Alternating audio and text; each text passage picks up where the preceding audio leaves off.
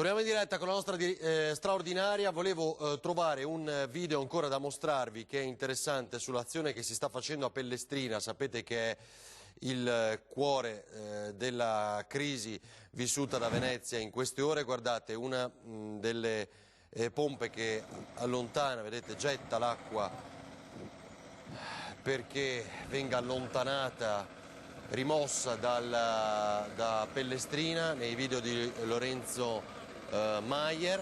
Prima di riascoltare il Patriarca e tornare a collegarci in questo momento, perché non prende la linea, appunto sono nella cripta il governatore Zaia, l'ingegner Dattilo, Angelo Borrelli, l'ingegner Munaro, quindi sono tutti lì insieme all'assessore Bottacin. Non so se anche il Patriarca in questo momento, ma si stanno documentando, vedendo quello che è l'effetto dell'acqua alta di 187 centimetri della notte alla Basilica di San Marco. Quindi appena possibile questo racconto di Ilaria Marchiori verrà fatto e sarà con noi anche il governatore Luca Zaia, e speriamo appunto di intercettarlo nuovamente. Magari gli chiederemo cosa si può fare per l'aiuto, come ci domandano molti telespettatori, e che ringraziamo anche per lo spunto. Alle 18:15 è previsto l'arrivo del Premier. L'ultima novità è questa. Dunque riascoltiamo invece il Patriarca che parla di Venezia, delle sue emergenze. Il pensiero a chi ha perso la vita e poi alcune impressioni che ho avuto in queste ore. Prima di tutto io vorrei che mi piacerebbe che si vedessero le immagini di piazza San Marco ieri sera intorno alle 22:30, 23. Io non ho mai assistito a una cosa del genere. Ho visto la piazza molte volte colma d'acqua. Ieri c'erano delle onde che sembrava di essere in riva al mare. Stamattina ho telefonato al sindaco, al prefetto e al governatore, li ho trovati subito, soprattutto li ho trovati disponibili a condividere un pensiero che vorrei condividere con voi anche in questo momento. Venezia non è una città bella, è una città unica e voi dovete aiutarci a far passare questo messaggio, che un intervento di soccorso a Venezia richiede tempi, risorse, procedure che un'altra città non conosce. Quindi abbiamo una città bella, una città magnifica, una città fragile, una città che deve essere capita. Deve essere capita, e io spero che questa sia un'occasione anche perché insieme, in modo condiviso, si ripensi la città, si ripensi a quelle che sono le difficoltà su cui ci incontriamo e scontriamo ormai da anni. C'è un sistema di difesa della città che non entra mai in atto. C'è il passaggio delle navi, si toccano tanti interessi.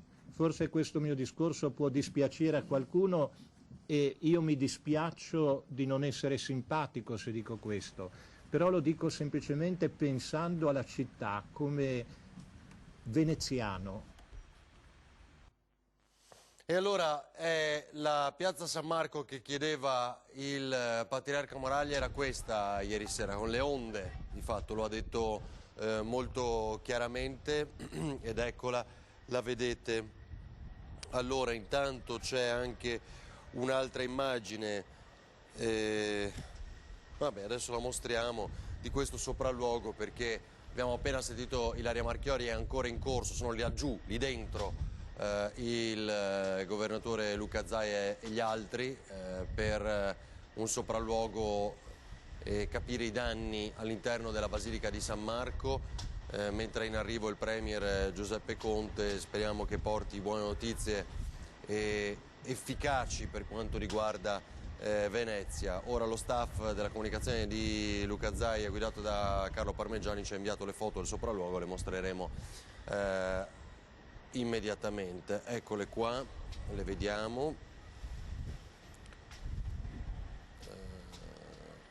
prima con Angelo Borrelli a bordo del motoscafo, e laggiù vedete uno dei vaporetti impennato di fatto, perché è schiacciato tra la riva un altro vaporetto e l'imbarcadero. Poi ancora pochi istanti fa a San Marco il governatore Luca Zaia, il suo sopralluogo forse scruta il cielo in attesa di capire cosa succede nelle prossime ore. Zaia, Bottacin, Tesserin, vedete anche Ilaria Marchiori appunto che insieme a Nicoletta Rizzetto sta documentando questo sopralluogo, qui con Dattilo,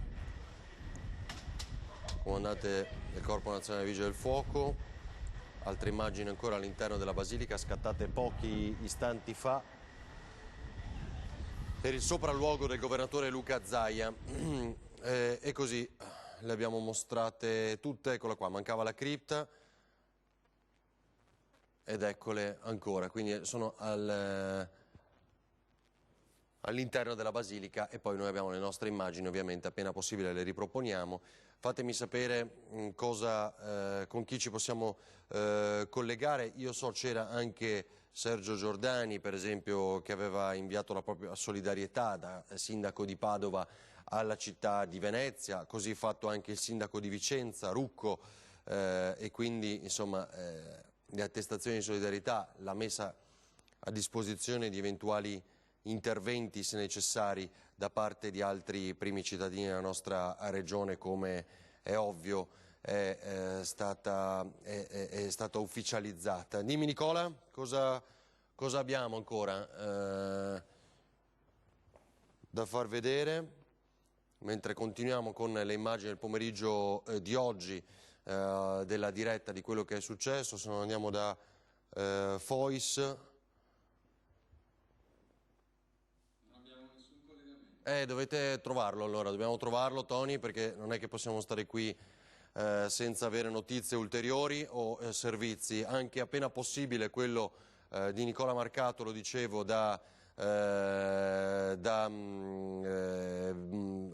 zona di Jesolo, che abbiamo visto e risentito. Allora fate vedere le immagini della Basilica voi, e io trovo altro materiale intanto. Quindi immagini all'interno della Basilica e della cripta girate da Sandro Ponchio e Filippo Fois questa mattina, che è il luogo in cui adesso si trovano appunto il governatore e il resto dello staff, anche perché ora acqua non ce n'è, mentre quando noi abbiamo girato quelle immagini c'era ancora dell'acqua all'interno della Basilica.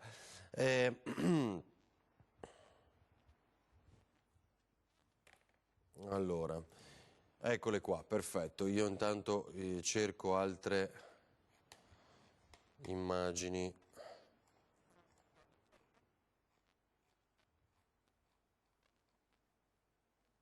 L'onorevole De Carlo, Solidarietà Brugnaro, l'impegno di Fratelli d'Italia e Giorgia Meloni. Così dice, non volevamo politicizzare eccessivamente, dopo aver ricordato comunque anche le parole di Salvini, ma dopo ascolteremo anche l'intervento dell'onorevole De Carlo.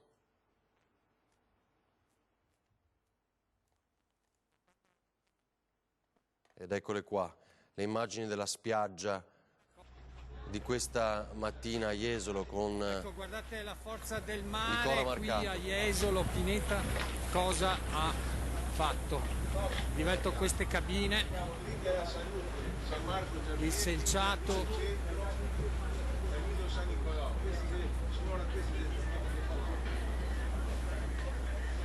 qui i danni sono ingentissimi per tutto il litorale.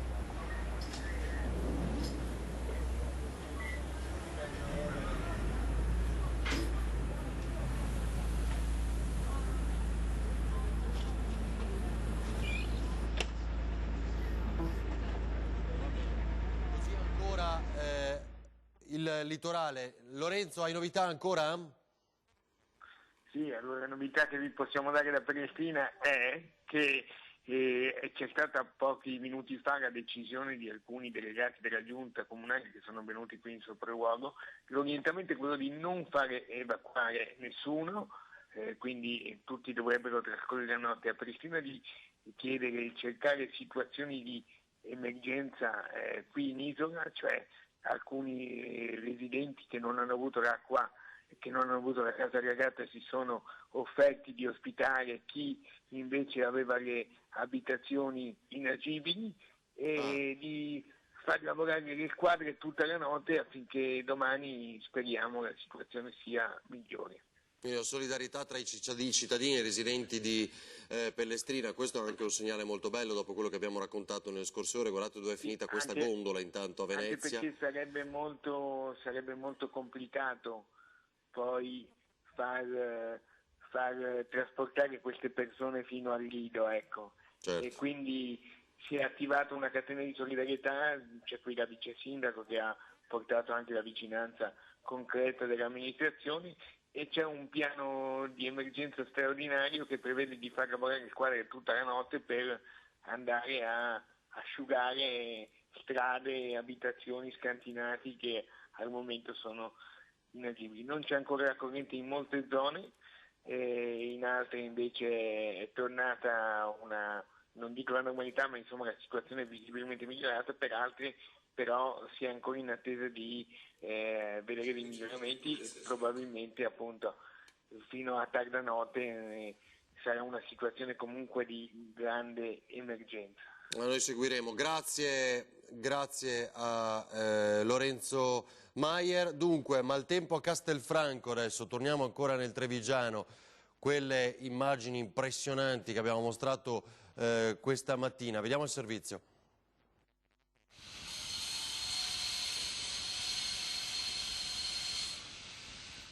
È devastante, cioè bruttissimo come... non ho parole. È stata una notte complicata. Stanotte ho sentito anche i vigili del fuoco che stavano sistemando questo casino. 2 auto distrutte, un albero sradicato, ramaglie ovunque. Sono queste le sequenze che danno la misura della forza con cui il vento ha sferzato la Marca per tutta la notte. 100 gli interventi da Casiera a Riese, passando per la zona del Vittoriese. Qui siamo in via Romagna, Castelfranco Veneto, nel parcheggio privato di un condominio. All'1:30 il rumore sinistro del crollo che butta giù dal letto tutti i condomini, compresi i proprietari dei veicoli, una Fiat Panda nera e una Laguna beige. Tra loro c'è anche Rabdi Abdelkader, che ora si ritrova senza la sua Panda di 11 anni. Problemi grandi, anche freddo, piove, ghiaccio, come andare a lavoro.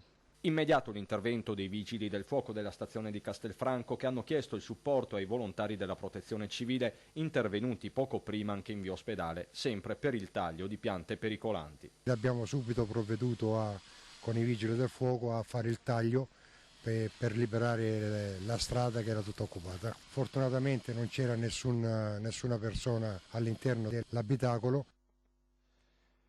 Allora, torniamo in diretta, vi faccio vedere appunto anche l'altro intervento, il parlamentare al computer, ragazzi, che lancia il suo messaggio. Scusissimo, i problemi che oggi... Diretta di qua, così non avete interferenze di audio e proviamo a sentirlo meglio. Grazie per averli vissuti sulla mia pelle l'anno scorso, quindi esprimo la mia massima solidarietà a tutti i veneziani e anche al sindaco Brugnaro impegnato oggi in una gestione di un'emergenza che è un'emergenza importante, grossa, difficile e che lo vedrà assolutamente assorbito in queste ore. Noi, la nostra parte, il nostro leader Giorgia Meloni ha già detto che tutti i parlamentari sono assolutamente a disposizione per cercare anche in Parlamento di trovare quelle soluzioni che possano costituire una soluzione definitiva al problema della tutela di Venezia. Certo, questo è una attestazione di vicinanza che abbiamo detto importante. Vediamo ancora da Pellestrina le immagini dei vigili del fuoco al lavoro.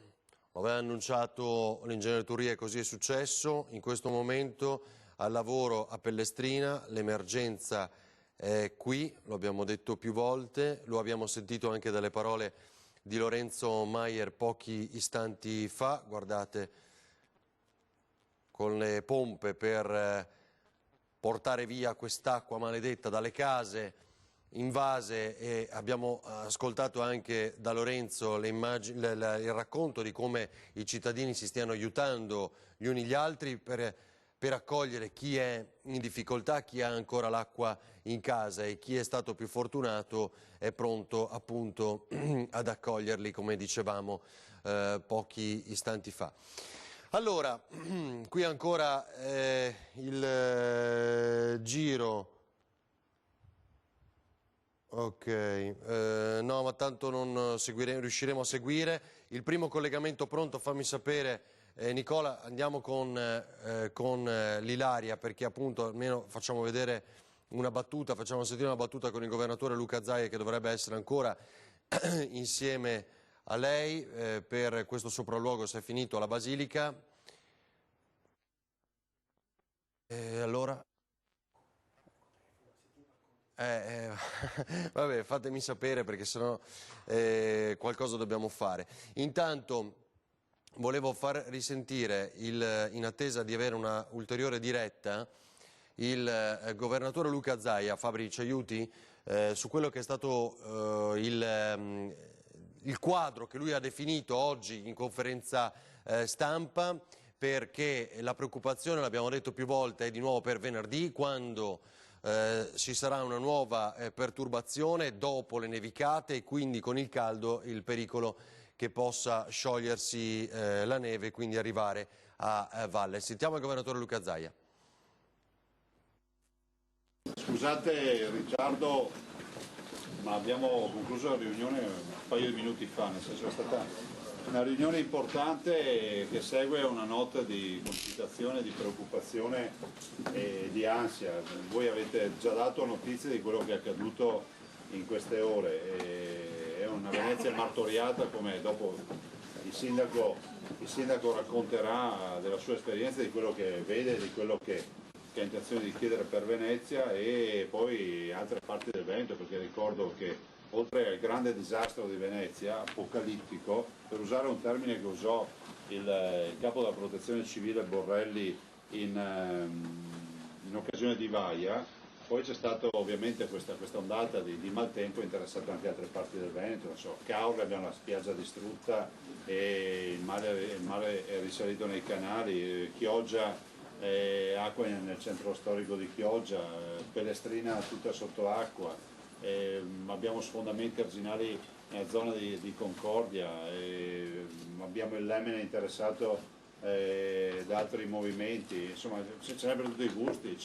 Scardovari, la sacca di Scardovari, quindi il Polesio, hanno delle foto di Scardovari raccapriccianti, letteralmente rasa al suolo. Allora noi abbiamo avuto da un lato ovviamente l'acqua alta e quindi la marea, dall'altro lo scirocco, la bora che non ci hanno aiutato.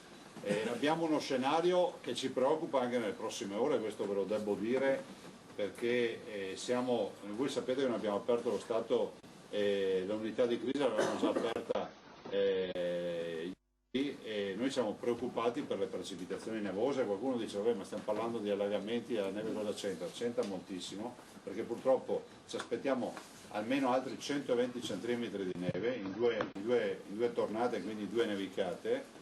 L'ARPA ci dà dei dati che sono preoccupanti e purtroppo nevicherà in un contesto nel quale c'è caldo, perché questo è un clima da scirocco e quindi si sta prospettando, io non voglio inquietare nessuno ma ho l'obbligo di dire queste cose, si sta prospettando uno scenario stile 2010. Nel 2010 noi avevamo avuto le nevicate precoci, se le ricordate, era a fine ottobre 2010, primi novembre 2010, e a un certo punto arrivò lo scirocco, il mare non riceveva più, perché quello scirocco il mare non riceve, alta marea, la neve si è sciolta e abbiamo avuto quello che è stato 235 comuni alluvionati su 574 di allora, 10.040 famiglie e imprese sotto acqua, ci fu 1 miliardo di danni riconosciuti carta alla mano, dopodiché insomma quella è una gestione commissariale che ci ricordiamo ancora.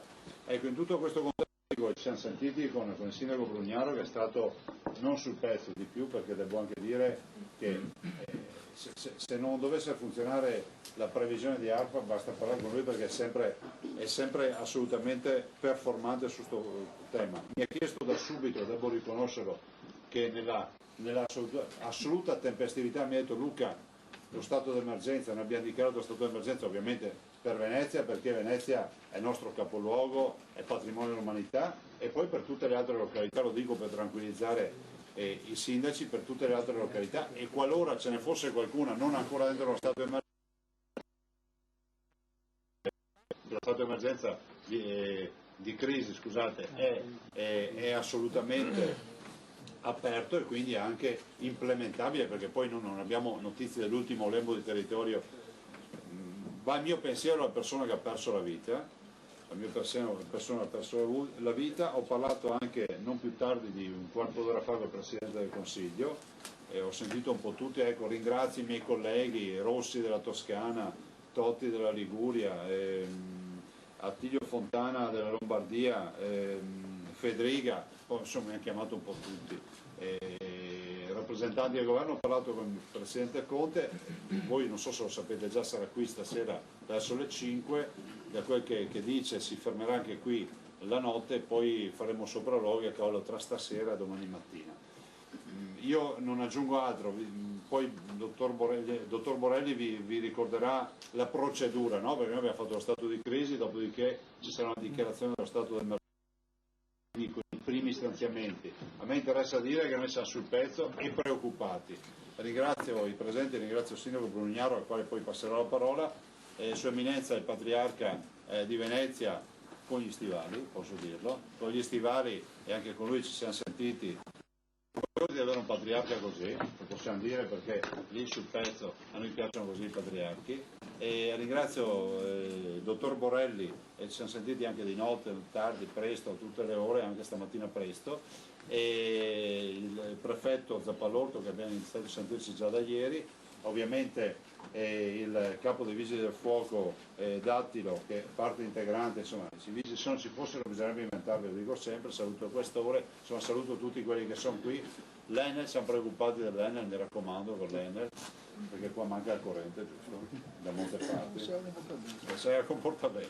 E, insomma, un ringraziamento a tutti, ai cittadini. Ecco, l'appello alla prudenza, perché questo sono chiuse le scuole a Venezia. Molti ragazzi, guardate, centinaia di ragazzi mi scrivono su Instagram per chiedere notizie delle scuole, al di là che possa anche suscitare simpatia e qualche sorriso, però siamo preoccupati, tant'è vero che stiamo pensando sul fronte, quantomeno quello nevoso della montagna, di valutare anche un provvedimento per far chiudere le scuole, ma a tutt'oggi non è definito.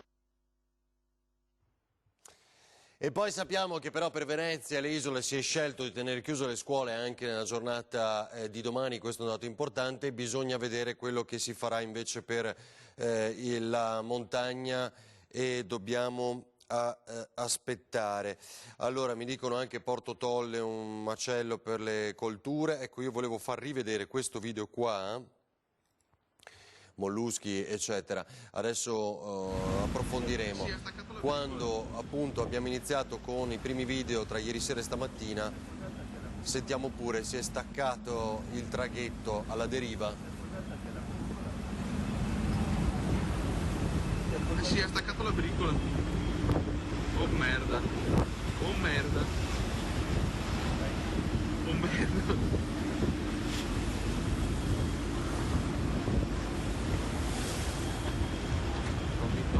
Tommy, doveva finire. Oh merda, l'altra sbatte. Ma io gli chiamo dello Venezia per fargli chiamate già la guardia costiera.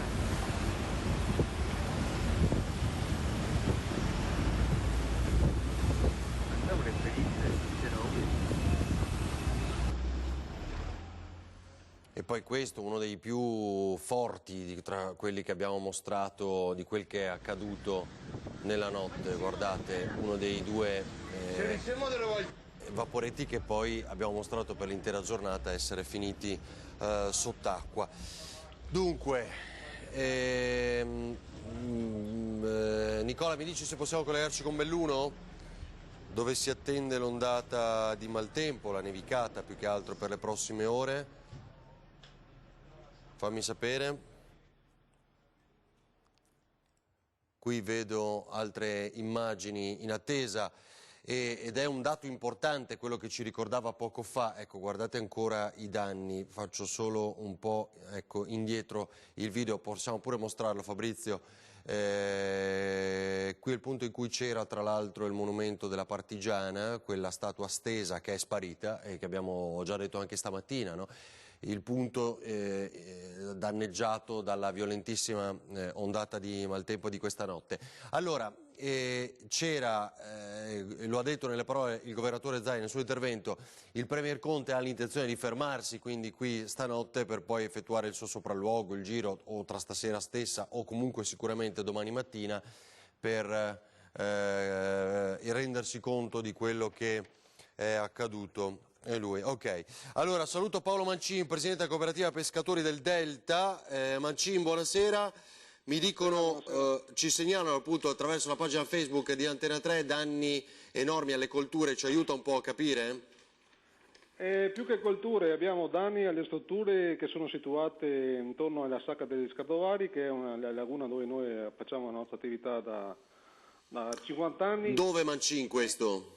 In Sacca di Scardovari, provincia di Rovigo, siamo nel Delta del Po. Delta del Po, allora guardi, adesso le faccio vedere, lei mi dice se sono le immagini giuste che noi abbiamo mostrato ancora già questa mattina, sono queste fotografie qui? Mi scusi ma io non le vedo. Non è in TV, le casette, diciamo, i casoni noi le abbiamo chiamati. I casoni, esatto, sì, casoni. Esattamente. Sono casoni che sono tutti palafitti intorno a questa sacca, a questa laguna. Sono circa un centinaio, abbiamo perso l'80% di questi capanni che sono le basi dei pescatori dove hanno tutte le loro attrezzature per la coltivazione delle vongole e delle cozze, e l'80% è andato completamente distrutto. La concomitanza dell'alta marea con il vento a sfavore ha distrutto tutto. Porto Tolle.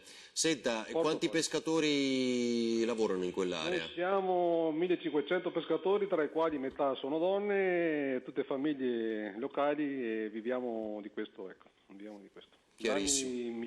Danni ingenti, milioni di euro, incalcolabili al momento. Incalcolabili, dice lei. E queste infatti le abbiamo mostrate questa mattina, non le abbiamo più ricordate, hanno fatto benissimo a segnalarci nuovamente la questione. Guardate qui, sono immagini impressionanti, come fosse passato un tornado di fatto, radendo al suolo tutti questi casoni. Che colture ci sono lì? Noi facciamo vongole, veraci, cozza DOP, è l'unica cozza DOP che esiste in Italia, cozza di Scardovari, e ostriche, non so se conoscete la ostrica, la perla del Delta, l'ostrica rosa, la zona di produzione è questa qua. Niente, noi viviamo di questo e siamo in ginocchio perché già la terza volta in un anno che ci capita, in tono minore altre 2 volte, però stavolta è stato disastroso. Certo. Siamo in ginocchio. Macino, un forte abbraccio, lo dicevamo anche stamattina. Vediamo ovviamente se arrivano novità e nell'attesa che arrivi il Premier e dica quanto Roma sgancia da subito, lo diciamo perché qua c'è bisogno immediatamente. Grazie Mancin. Prego, salve, buonasera a tutti. Salve. Grazie a lei. Allora, qualcuno ci scriveva, sì, ho visto, andate a riprendere i danni all'interno dei ristoranti. L'abbiamo anche fatto questa mattina, quindi molti li abbiamo trovati poi già subito chiusi dopo la nottata. Questo è, volevo dirlo per precisare. Altro servizio, per esempio, Anna Maria, giusto? Anna Maria Parisi, credo, o Filippo Fois, insomma, perché Anna Maria Parisi, i danni in alcuni esercenti, i tabaccai in questo caso, vediamo. È arrivata qua. Questa è l'altezza dove è arrivata. Qua. L'anno scorso, con i 100 erotti, avevamo l'acqua qua. Quindi paratia, pompa, tutto perfetto.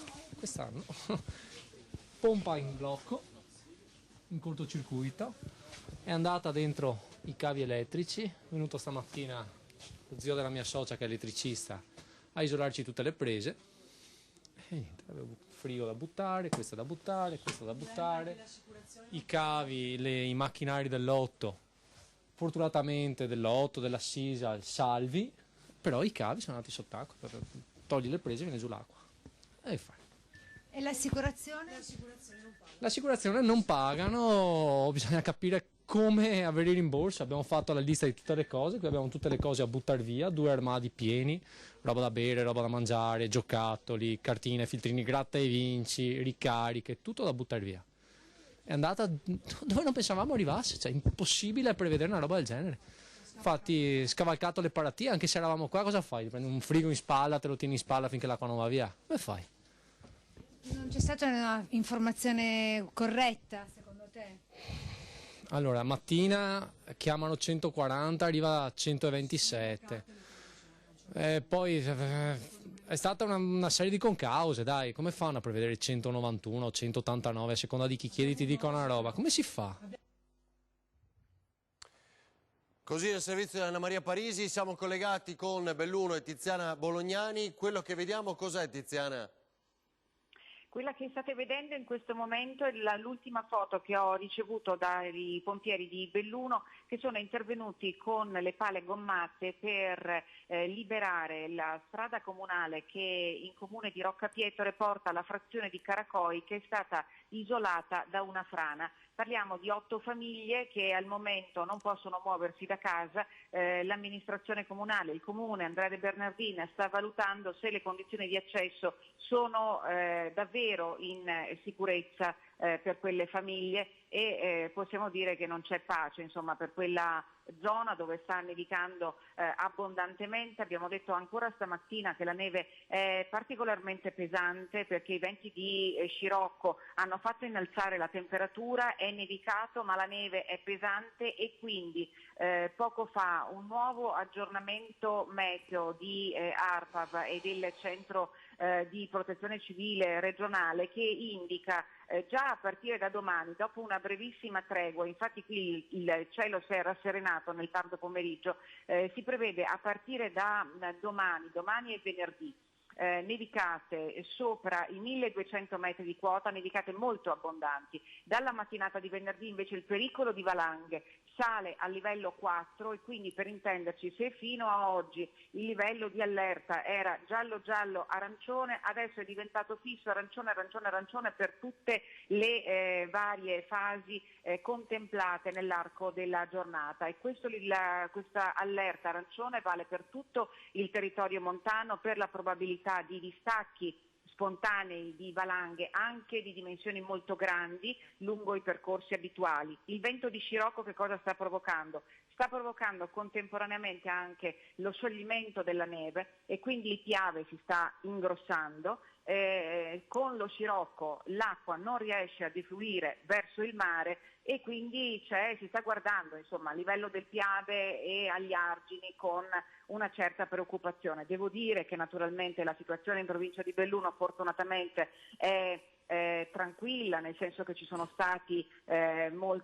molta preoccupazione, molta paura questa notte perché il vento ha spazzato senza soluzione di continuità tutta la provincia, in particolar modo la Val Belluna, e sono stati a decine gli interventi dei vigili del fuoco che sono arrivati per tagliare piante o per rimuovere tronchi caduti sulla sede stradale. Ci sono stati piccoli smottamenti anche nel territorio comunale di Belluno, fra Belluno e Sedico, e ve ne riferiremo anche più tardi. Ci sono state interruzioni nelle linee di media e di bassa tensione e i problemi principali sono stati proprio nel capoluogo, nelle frazioni proprio limitrofe al centro cittadino. L'acqua in questo momento non c'è, non sono arrivati problemi o indicazioni di non potabilità dell'acqua, tuttavia sappiamo che in caso di forti piogge è molto probabile che l'acqua possa assumere una colorazione torbida e che quindi è tornato l'incubo Vaia, no? Ieri sera ci raccontavi di questo vento forte. Sì.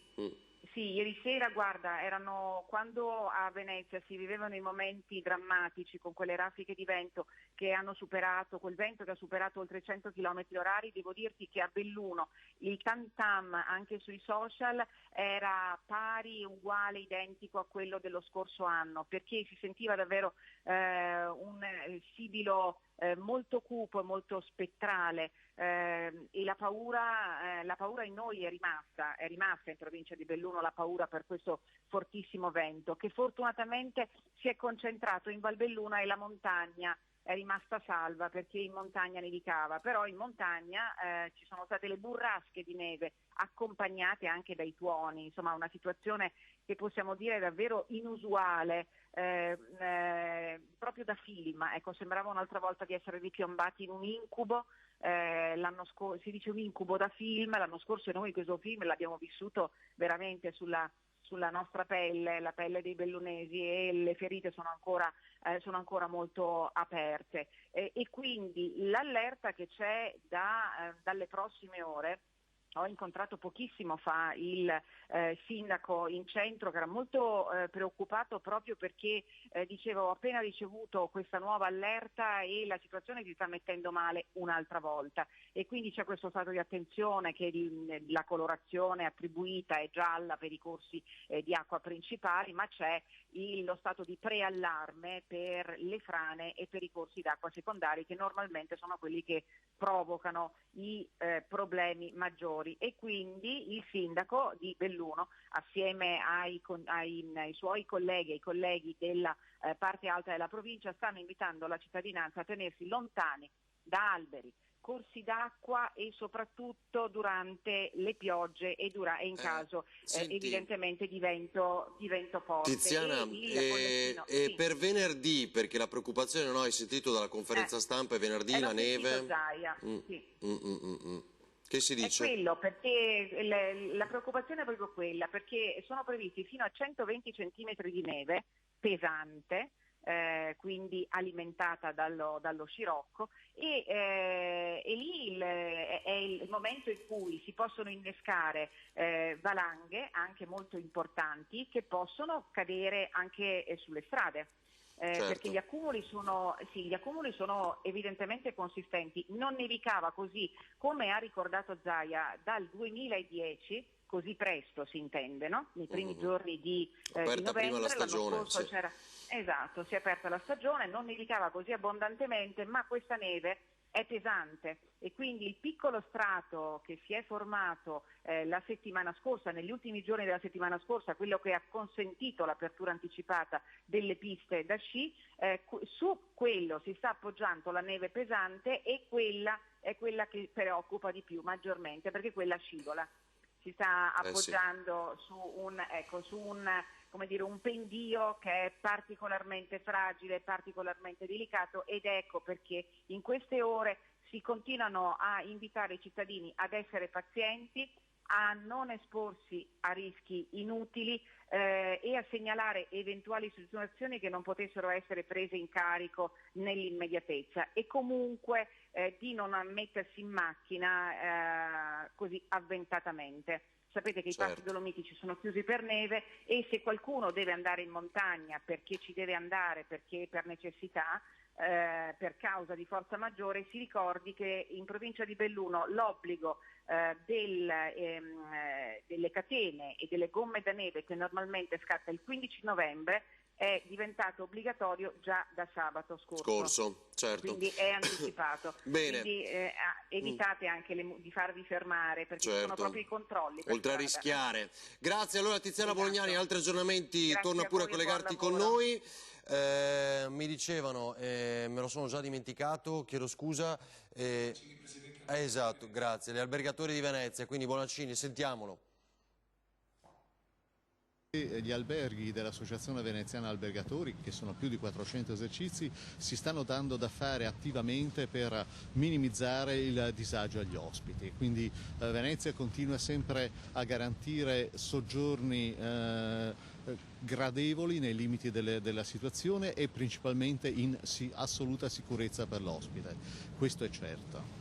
Ecco, come nel 66 è considerata la marea eccezionale, c'è bisogno di volontari, c'è bisogno di aiuto? Indubbiamente c'è bisogno di aiuto a tutti gli effetti, la città di Venezia è assolutamente stremata, io mi stupisco del ministro Franceschini che è preposto alla cultura e al turismo, che pensa di inviare esclusivamente 1 o 2 ispettori a verificare la cosa. Qui abbiamo bisogno assolutamente che intervenga l'esercito, avremo sicuramente emergenze di ordine sanitario, sto solo pensando alle tonnellate di derrate alimentari che sono state perse, che devono essere raccattate, che devono essere portate via, che devono essere smaltite.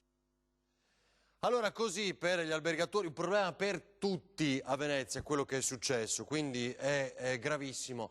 Allora, faccio solo vedere quello che abbiamo documentato già nel corso della giornata, con l'audio anche Fabri, il recupero di una di quelle imbarcazioni che si erano arenate, no? Quindi spinta in acqua col proprietario e poi poco distante dai vaporetti che abbiamo visto incagliati, lo ricordate? Molto bene. Chi è Zaia? Vedo Zaia? Andiamo subito da Zaia allora. Non è buono l'audio, allora attendiamo perché vedo che sta parlando il governatore. Appena pronti ci colleghiamo immediatamente perché ha terminato adesso il sopralluogo che vi abbiamo mostrato nelle fotografie della cripta, là dove purtroppo il segnale non prende. Tutti abbiamo avuto difficoltà oggi e quindi ha appena finito il sopralluogo alla Basilica di San Marco e allora tra l'altro ha ripostato una fotografia del Patriarca ringraziando Sua Eminenza, il Patriarca con gli stivali, da oggi così soprannominato perché ci piace così, lo ha detto il governatore Zaia, quindi un uomo vicino ai problemi, cosciente di quella che è la situazione di Venezia e con il suo appello molto forte appunto anche a un intervento per la salvaguardia della città e l'intervento che deve arrivare, una decisione anche sul fronte delle grandi navi. Dunque Ilaria, io non so se tu mi senti, mi dice Fabrizio, io non so se tu ci senti, noi vediamo, Zai, vai. Sentiamo subito. Vai pure con Zai in diretta. Quindi anche per le attività. Allora, nelle altre 2 alluvioni sono stati liquidati tutti. Prego? Ma ci vuole Mago Merlino per quantificare i danni adesso. Considerate che abbiamo dei danni diretti che sono dati come si dice in estimo, no? dal frutto pendente che è stato rovinato, che non c'è più, e poi c'è quello indiretto che è la salsedine nei mattoni di Venezia, quanto pesa, quanto danno farà, quindi penso che ci siano dei danni indiretti che sono inimmaginabili. Stiamo parlando del patrimonio dell'umanità. Se tu mi senti, domandiamo al governatore se ci sarà un numero di SMS solidale, come chiedevano. Signora, buonasera, arrivederci. Niente, non ci siamo riusciti. Ilaria mi sente? No, vabbè, allora attendiamo.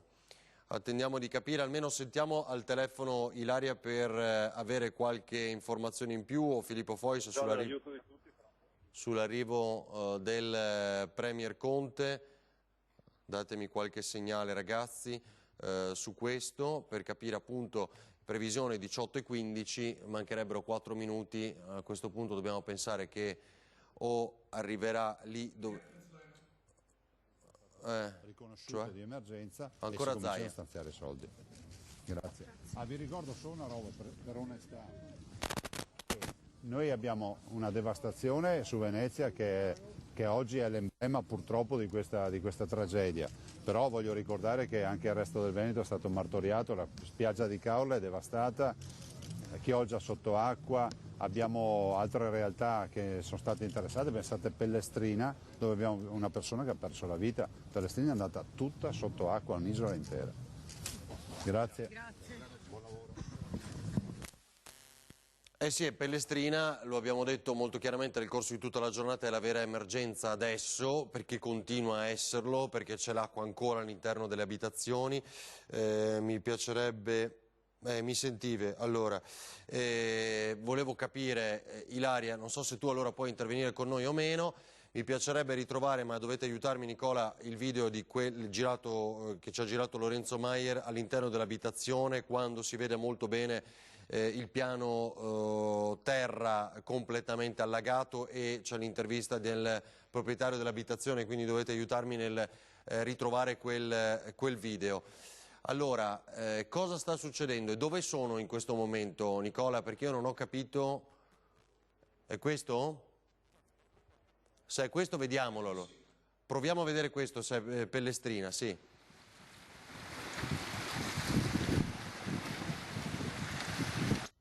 La situazione a Pellestrina, ad esempio, è tragica. L'acqua sta salendo ancora, c'è stato anche un decesso, la gente ha perso macchine, frigoriferi. No, beh, teniamolo. Comunque, vabbè, adesso intanto lo trovo io.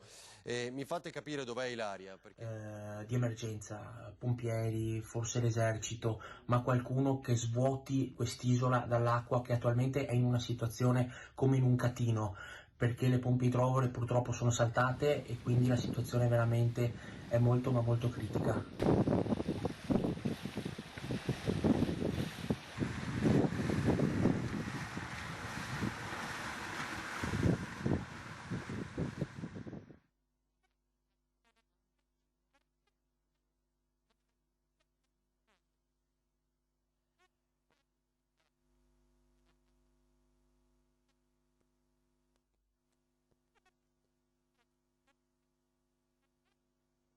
Così allora da Pellestrina, ancora una volta, io cercavo quelle immagini, quel video, non riesco a trovarlo, sono una valanga, però qui ci sono un sacco di fotografie, quindi possiamo sfruttare anche queste. Credo a questo punto, finito a Basilica di San Marco, stiano rientrando, però non riesco a capire, nessuno mi dice nulla su cosa succede.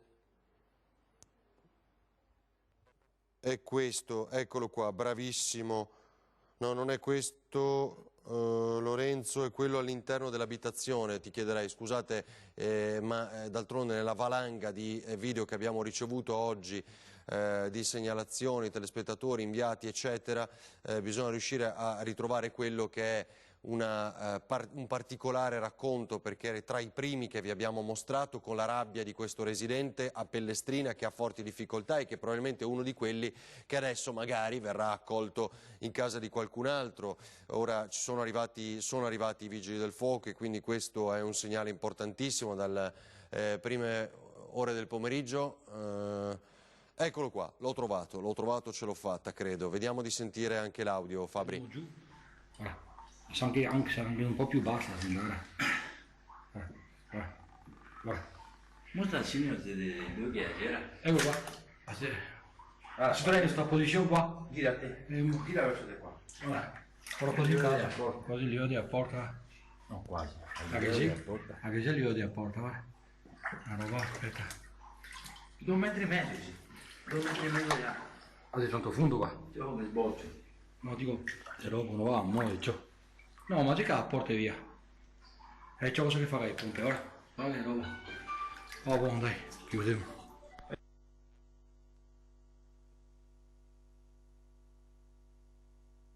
All'interno di una delle prime case allagate che vi abbiamo mostrato. Ilaria mi dice che sta rispondendo, io non sento nulla, non so se l'Ilaria ci sente almeno. No, non ci arriva l'audio, Ilaria. Allora, se tu mi senti, questo è il problema al momento. Vi faccio vedere un'altra foto, è cambiata, quella di Repubblica in apertura sul maltempo. Guardate quel motoscafo che abbiamo mostrato molte volte durante la giornata, incastrato in una delle calli, mentre con gli stivali o il trolley vedete che non può toccare terra, ci si muove. Ora il Mose, l'appello del sindaco. Avvicinarsi a Nicoletta perché lei non la vede, quindi...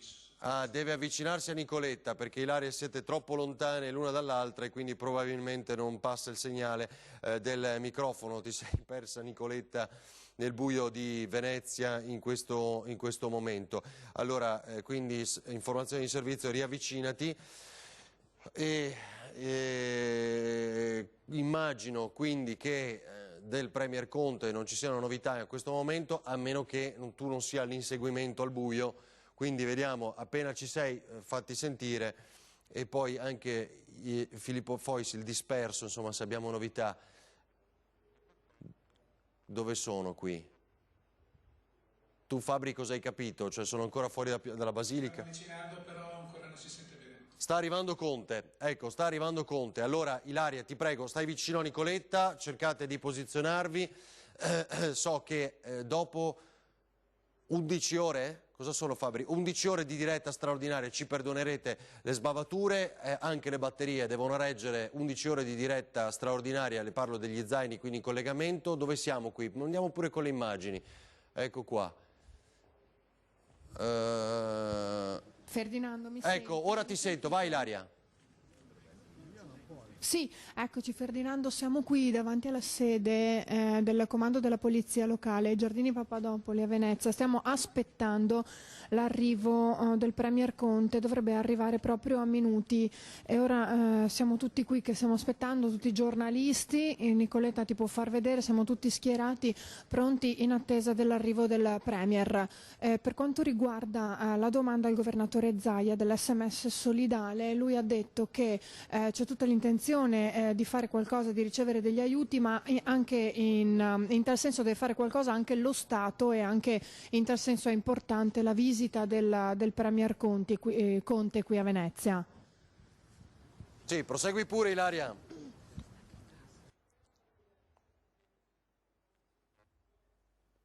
Niente, si è sganciato il segnale.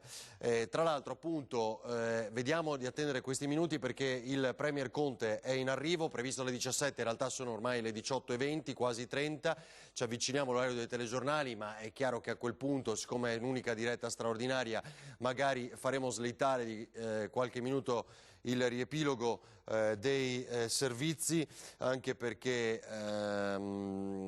dobbiamo sentire le parole del Premier. È ripartito il segnale, andiamo subito con Ilaria. Se mi senti, tieni pure la linea Ilaria, cioè raccontaci fino all'arrivo. Qui sono alcuni agenti di polizia locale. Sì, Ferdinando, come vedi c'è del movimento, quindi con tutta probabilità deve essere arrivato il Premier. Ti volevo dire che fino a poco tempo... Niente, non abbiamo fortuna con sto microfono oggi. Scusami, sull'SMS solidale tu ci stavi dicendo qualcosa. Teniamo le immagini, ti prego Fabri. Sì, mi ecco, sì, ecco, salta purtroppo il segnale del microfono. Sì. Allora, l'SMS solidale cosa ha detto Zaia? Sentiamo Sentite. Pure. Cosa dice questo funzionario? Vi dovete spostare? Un attimo. Sentiamolo. Sì, un attimo. Sì, ci dobbiamo semplicemente spostare tutti da un lato.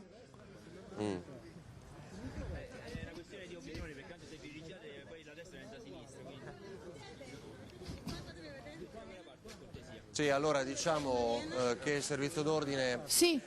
vi sta spiegando, no? Ilaria, lo dico io. Come vedi, cioè, Ferdinando, siamo tutti pressati, è molto difficile stare qui.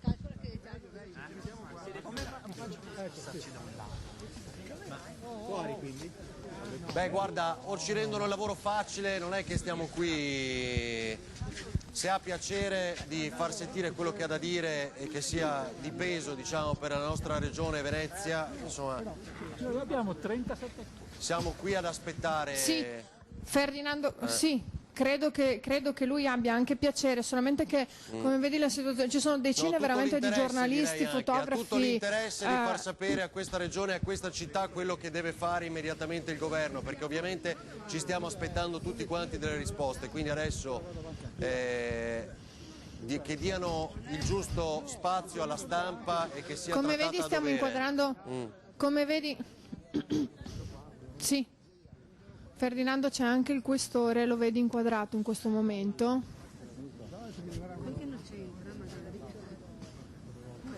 Fatti spazio, Nico. Ti spazio che tu la telecamera.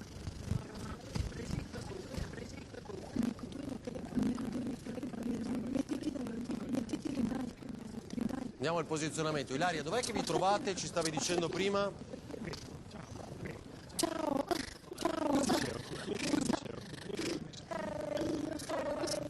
Sei sei sempre in diretta, allora vediamo se riusciamo a sistemare nuovamente l'audio. Ilaria, noi siamo sempre in diretta, non so chi hai incontrato, però comunque ricordati che sei sempre in diretta finché non arriva il Premier Conte, anche perché a quello che abbiamo capito fino ad adesso sistemiamo l'audio, quindi riavvicinatevi, tocchiamo il cavo, quello che dovete fare, ma abbiamo intuito che evidentemente lui adesso rilascerà la prima dichiarazione proprio adesso, appena arrivato, quindi alla stampa che è lì in attesa.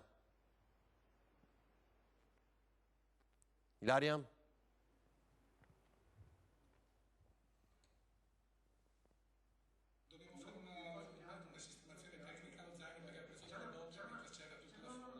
Va bene, va bene, va bene. Allora, sistemiamo l'audio, va benissimo. Intanto torniamo su queste immagini, allora Fabri aiutami, così vi diamo tutto il tempo. Queste sono le immagini della giornata di oggi, l'area un po' più tranquilla dopo la nottata tremenda vissuta da Venezia. Siamo a pochi passi da Piazza San Marco. Vedete? 1, 2, prova. Ecco Ilaria, ti sentiamo, ora bene, vai, linea a te. Sì. Allora, pronto, mi sentite? Ridaglie, sì allora, Ilaria, la situazione vai. è veramente molto difficoltosa perché siamo pressati, facciamo molta fatica anche a vedere, dobbiamo farci spazio, è per quello che magari a volte sentite diciamo i classici fuori onda. Siamo qui in attesa. Per quanto riguarda l'SMS solidale di cui mi avevi chiesto prima, la domanda è stata posta al governatore Zaia, gliel'ho fatta poco fa. Ha detto che non esclude un'iniziativa in tal senso, ma anche il governo dovrà fare la sua parte. Proprio per questo è importante la presenza anche qui del Premier Conte oggi e eventualmente nei prossimi giorni. Sì, perché in teoria si fermerà anche domani come annunciato, e soprattutto noi abbiamo detto il Consiglio regionale è allagato, hanno dovuto spostare i faldoni, alcuni sono anche bagnati, e il Consiglio regionale si sposterà al Sant'Artemio, cioè alla sede della provincia di Treviso, domani, e pensano, almeno quello che ci hanno detto alcuni consigli regionali, ma lo ha detto il vicepresidente Forcolin, quindi ha un peso notevole, hanno intenzione di stanziare i primi soldi anche nella manovra di cui si sta parlando attualmente in regione, cioè la manovra per la regione Veneto che scrive la giunta regionale di Palazzo Balbi. Probabilmente stanzierà i primi soldi per questa emergenza, ma lo stesso Borrelli ha detto che ora il governo deve annunciare i primi stanziamenti perché deve trovare i soldi per il primo intervento. Ilaria? Sì, prima volevo dirti che poco prima di arrivare qui il governatore Zaia ha fatto un sopralluogo all'interno della Basilica di San Marco ed è stato anche nella cripta, dove ovviamente l'acqua era scesa, anche se non del tutto, come vi avranno documentato anche i colleghi Filippo e Sandro. Ha parlato a lungo anche con il procuratore e della situazione, di quanto serva insomma alla città e di quanto è nelle intenzioni della regione, ma anche ovviamente ha parlato del comune, fare il tutto possibile per cercare di arginare al meglio la situazione. Però la cosa che viene ripetuta costantemente riguarda il governo. Il governo stavolta deve fare la sua parte, deve venire incontro alla nostra regione e alle problematiche che da troppo tempo questa città affronta. Allora, dopo 11 ore e mezzo di diretta straordinaria, chiudiamo un minuto, pubblicità per dare spazio ai TG, diciamo, ma che saranno in questa formula comunque live, quindi appena arriva il Premier siamo pronti anche a interrompere la pubblicità, lo annunciamo all'emissione, perché chiaramente dobbiamo ascoltare le parole del Premier che verrà a dire qualcosa alla popolazione colpita in ginocchio di Venezia e non solo, Pellestrina, Murano, l'abbiamo detto molto chiaramente, il litorale, avete visto i casoni a Porto Tolle, quello che è successo, il loro sfogo, i commercianti, tutti quanti, gli albergatori e i ristoratori. Dunque, oggi abbiamo sentito tutti, ci fermiamo davvero pochi istanti, pronti a tornare da te, Ilaria, se arriva il Premier Conte, e poi i telegiornali.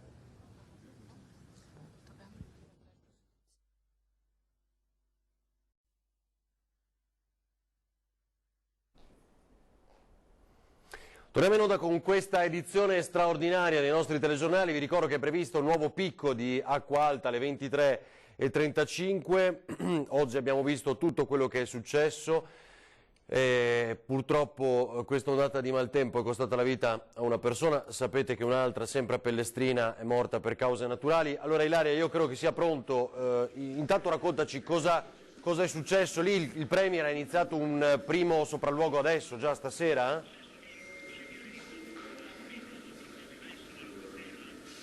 Sì, Ferdinando, hai capito bene. Al termine della conferenza stampa sono partiti subito sui mezzi della Polizia Locale del Comune di Venezia per andare a fare dei primi sopralluoghi. La prima tappa è proprio la Basilica di San Marco. Dovrebbero arrivare, se non sono già arrivati, dovrebbero essere lì davvero a minuti.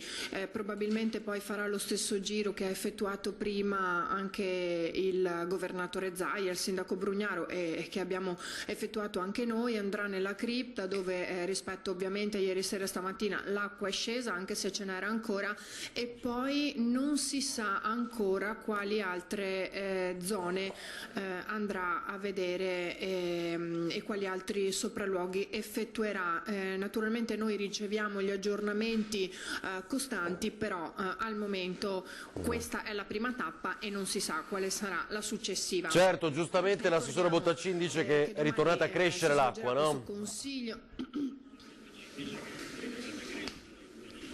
Sì, è ritornata a crescere e quindi probabilmente potrebbe anche trovarla più alta di quanto l'abbiamo trovata noi un paio di ore fa, proprio in compagnia anche dell'assessore Bottacin. Quanto ha dichiarato il Premier Conte poco fa durante la conferenza stampa è che domani si svolgerà questo CDM, questo Consiglio dei Ministri tecnico, e che saranno stanziati dei fondi. Ma io, Ferdinando, se tu sei d'accordo, farei sentire proprio la conferenza stampa integrale del Premier Conte, che si trovava qui al comando della Polizia Locale di Venezia insieme al Ministro per le Infrastrutture De Micheli. Sì, riascoltiamolo. C'è anche la Ministra De Micheli. Buonasera a tutti. Il Governo è presente ovunque ci sia necessità di dare non solo una testimonianza, offrire un partecipe pensiero, ma anche un fattivo intervento. In questo caso siamo qui a Venezia. L'acqua alta di ieri è un'acqua storica, ci dicono i tecnici e chi ha memoria che abbia raggiunto la soglia del 1966, ha causato molti danni. Abbiamo fatto una riunione qui tecnica per verificare lo stato dei soccorsi, le attività di intervento, di ripristino della funzionalità dei servizi. Speriamo che questa notte non ci siano ulteriori emergenze. La situazione è monitorata di continuo. Adesso è anche la fase in cui iniziamo a verificare i danni. Ovviamente non possiamo abbiamo incontrato tutte le autorità locali e le autorità, i rappresentanti delle varie istituzioni. Non siamo nella condizione di quantificare i danni, perché questa è un'attività che ovviamente andrà fatta con un'istruttoria ad hoc.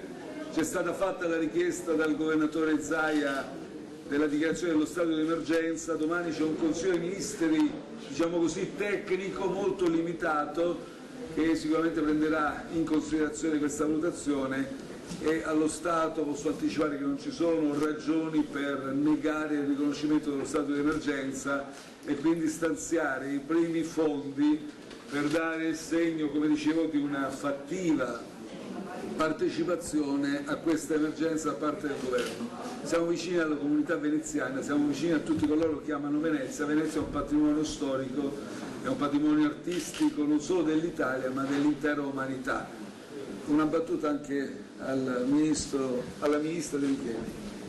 Beh, noi abbiamo approfondito tecnicamente alcune questioni che riguardano tutta la vicenda veneziana. Ci siamo impegnati a convocare il cosiddetto comitatone, che è quell'organismo che ci consentirà e consentirà soprattutto al Presidente del Consiglio di dare slancio ad alcune decisioni che vogliamo prendere per dare una serie di risposte complessive a Venezia, che riguardano ovviamente non non tanto e non solo l'emergenza che verrà affrontata come sempre dalla protezione civile, ma per guardare oltre l'emergenza e dare alcune risposte strutturali a questa città che riguardano il Mose, riguardano le grandi navi, riguardano i dragaggi, riguardano una serie di questioni che sono aperte su questa città. Era già in animo nostro farlo prima con alcune questioni puntuali, oggi a maggior ragione si rende necessario questa nuova convocazione istituzionale per un grande progetto su Venezia che ovviamente traguarda l'emergenza. Noi siamo qui per l'emergenza, ma abbiamo anche già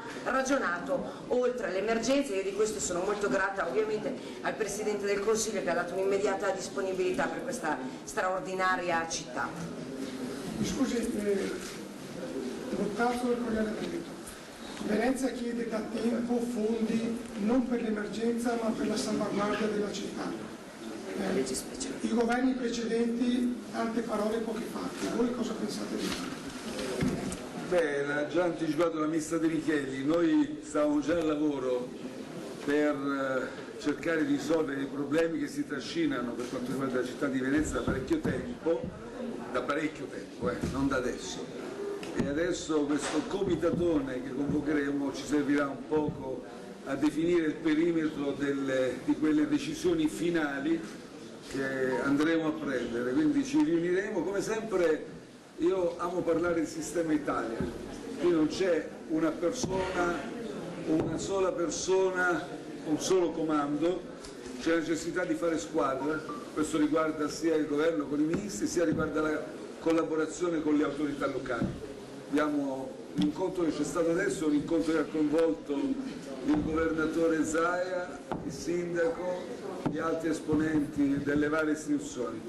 Con loro, quei tecnici, ci metteremo intorno a un tavolo e trarremo le fila delle decisioni finali. Venezia ha bisogno di risolvere alcuni problemi strutturali che si trascinano. Stasera anche abbiamo operato un po' una ricognizione dei problemi ancora in sospeso. Noi ci siamo, abbiamo già individuato, adesso si tratta di definire gli ultimi interventi e di tracciare la riga finale per poter consentire di risolvere, noi speriamo anche in via strutturale, queste che, come lei ha detto, sono emergenze ma richiedono un approccio strutturale di risoluzione delle stesse. Presidente, sono avanzata a Zettino, il Mose attende di essere completato, sono 5 miliardi di euro di ferro, è stato detto, sott'acqua, nel senso che non si sa se sarà finito e chi lo gestirà. Che idee avete in merito? Guardi, qui adesso lascio la parola alla ministra De Micheli. È chiaro che quest'opera è discussa, c'è un dibattito politico e polemiche che si trascinano da anni. Noi dobbiamo essere molto realisti nel nostro approccio. Siamo addirittura finale. Siamo, ministra, correggimi, al 90% di realizzazione, forse anche il 93%. Cioè sono stati spesi tantissimi fondi, tante polemiche alle spalle, scandali. Cosa fare? Se valutiamo l'interesse pubblico, tutti gli elementi in gioco, non c'è che da prendere la decisione di completare nel modo più rapido, nel modo più efficace, col sostegno tecnico ovviamente adeguato, questo percorso che ormai è pressoché obbligato. Ministro. Sì, il Mose ovviamente ha bisogno di essere completato, come diceva prima bene il Presidente del Consiglio, per le ragioni che ha illustrato. Per questa ragione ovviamente noi daremo seguito ad alcune delle, delle procedure che sono già in campo. È ovvio che ci dobbiamo preparare, e questo sarà una delle questioni all'ordine del giorno, superata questa fase di emergenza, ci dobbiamo preparare alla gestione, perché la gestione avrà un grosso impatto finanziario sui costi soprattutto di manutenzione, ordinaria e straordinaria. E quindi questo è un problema che il passato ha tralasciato. Adesso che siamo a un anno e mezzo dalla chiusura dei lavori del progetto originale, che vedranno ancora anche qualche aggiustamento sul piano tecnologico, però dobbiamo porci questo tema. Quello sarà uno degli argomenti che affronteremo insieme alle istituzioni locali, così come, citando la legge speciale per Venezia, la manutenzione ordinaria e straordinaria di una città che ha una specialità assoluta rispetto, diciamo così, a quelle che sono le manutenzioni ordinarie e straordinarie di altre città che non sono sull'acqua, come invece è Venezia. È chiaro che noi avevamo delle priorità temporali da sviluppare come governo, 10 giorni fa, abbiamo incominciato a lavorare su quelle priorità, oggi a quelle priorità se ne aggiungono altre rispetto anche ad alcune interlocuzioni che stasera gli amministratori regionali e comunali hanno avuto col Presidente del Consiglio. Se ci permettete abbiamo un'ispezione ora tarda, scappiamo. La settimana scorsa la ministra ha promesso a Venezia la nomina del supercommissario. Va bene, allora rientriamo, questa è la parte poi ancora sul commissario, ma ci torniamo. Io credo che, allora, abbiamo avuto una pausa pubblicitaria, ma un flash lo volevo chiedere ancora all'assessore Bottacin, che questa sia l'immagine, Tony, se ci fai vedere dal computer, che più ci ha scioccato come primo impatto quando poi abbiamo visto dal computer, scusa Tony, eccolo, uno dei due vaporetti che si erano arenati di fatto sulle rive oggi a Venezia, perché poi ce n'è un altro, questo è stato il primo rimosso. E quando tutto il mondo ha visto questa immagine, Assessore, credo forse abbia inteso di che cosa è accaduto a Venezia, no? Ma sì, questa è una delle immagini sicuramente che impatta parecchio, ma credo che anche le immagini che insomma, sono facilmente rilevabili, sono caricate sui social network, avete trasmesso anche voi, delle calli trasformate ma anche lo stesso Canal Grande, vi assicuro che vedere il Canal Grande in tempesta trasformato, sì, sembrava un torrente in piena, con l'acqua che correva a una velocità incredibile, tutto questo dettato dal vento, dove il Canal Grande di solito è assolutamente tranquillo, invece ieri sera veramente sembrava un torrente, non un fiume, un torrente in piena, quindi con la massima forza. Mai visto una cosa del genere. Le calli si erano trasformate anche queste in torrenti, non si riusciva neanche a camminare da quanto la velocità dell'acqua in alcuni punti era forte, per cui insomma di immagini ce ne sono parecchie che rendevano. Poi il buio magari fa più fatica a far capire. Oggi quando ci si è risvegliati con anche lì si vede il motoscafo arenato, era sì, vicino al vaporetto, un po' più verso San Marco, anche questo è abbastanza emblematico, considerando che quel motoscafo è partito dalla parte opposta del Canal Grande, si sono rotti gli ormeggi e è arrivato fin là. Sì. Allora, Tony, scusa, prima di andare in pubblicità, sforiamo ancora di qualche istante, ma volevo far vedere il punto 11, ascoltiamolo, cioè la paura di alcuni, credo, titolari di motoscafi questa notte quando hanno visto arrivare la bufera e hanno cercato all'improvviso di mettersi in salvo. Sentiamo e vediamo questo video. Via! Via! Ci siete? Via, via! No, no, no! Via, lasciala, cazzo! Via!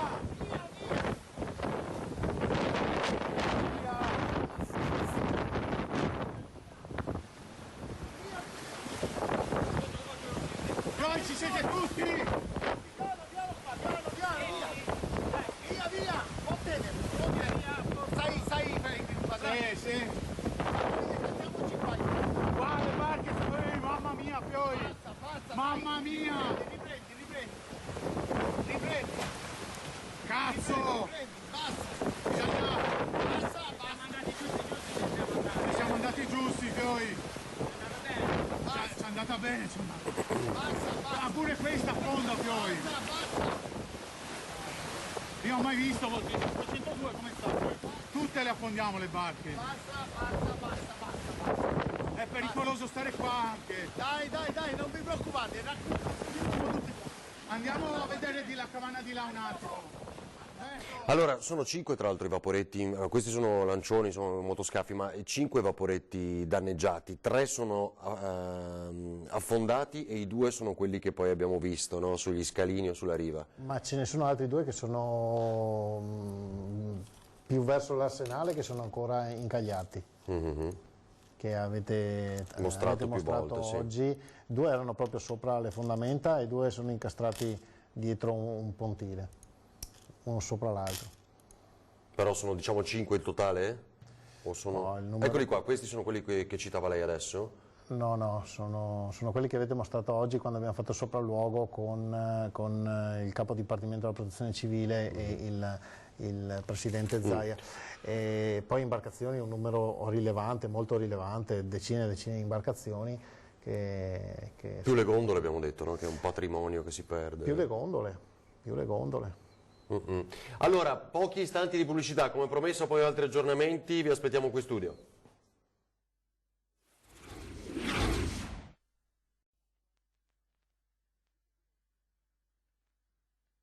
Possiamo venire a vedere com'è la situazione dietro? Sì. Possiamo venire?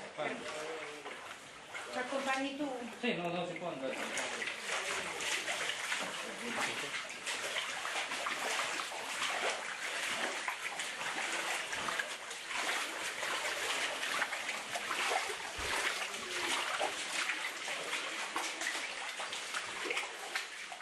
È tutto intriso d'acqua. Ieri anche sta questo frigo qua era Sì, si era alzato. Sì. E adesso ha tutto le cibarie, le cose da mangiare, tutto da buttare. Sì, tutto buttiamo via adesso. Dopo vediamo come sistema il frigo, ripariamo o cambiamo per riparare. E in cucina? Si può entrare? Cucina? Che bisogna stare attenti anche a non scivolare. Ecco, cucina è un disastro. Vediamo già alzato ieri, però è arrivato già sopra motori. Se arrivano sopra i motori vuol dire che il frigo non si può salvare. Perché sì, era 30 cm l'acqua, mezzo metro. 1,90? No, qui dentro. Qua dentro è arrivato penso fino qua, questo punto qua. Ecco lì. Sì, più di 40 cm quindi. Non si può fare niente. Anche l'anno scorso così no, l'anno scorso così, però quest'anno un po' più forte dell'anno scorso. Però niente da fare. Vediamo.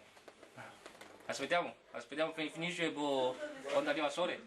L'anno scorso è andato via marea, è arrivato il sole, facciamo pulizia, lasciamo solo il sole e possiamo ripartire il lavoro. Allora, c'è un aggiornamento che non vi ho dato prima della pubblicità, adesso so, l'assessore Bottacini voleva precisare poi ancora una cosa per i prossimi giorni perché è fondamentale, e poi anche Giancarlo Iannicelli.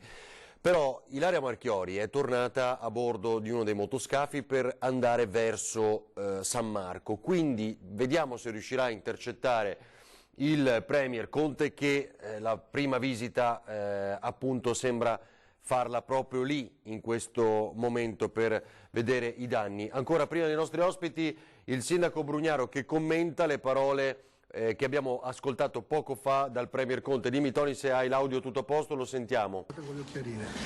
Il problema non sono le acque alte, adesso ce ne saranno altre. Il problema è che è successo a Venezia una acqua eccezionale, ha fatto disastri che costeranno tantissimi soldi ed è andata. Non è che adesso siamo in emergenza sempre, quello è normale per noi.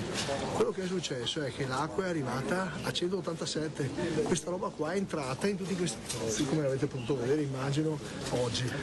Il danno è già successo, spiace non riuscire a spiegarvi quanto pesante non siano perché è molto complicato dirlo. Beh, noi oggi abbiamo visto anche la basilica dentro i danni. Ma non solo la basilica, perché non vorrei che restasse il ricordo della basilica, basta. La basilica mi fa piacere letterista da anni e non, ma ci sono tutta la città che è andata sotto l'acqua, ci sono i cittadini e le case, i negozi, tutto così, tutto a buttare, perché l'acqua non è acqua normale dolce, è acqua salata che poi col salso resta dentro e viene fuori nel tempo, perché la roba va buttata via. Ho detto a tutti, fotografate, fate vedere. Questo dal 66 non succede una roba del genere, i costi saranno enormi. Ma se il Mose fosse funzionato, si sarebbe evitato questo? Esattamente, è questo l'unico motivo perché esiste il progetto Mose.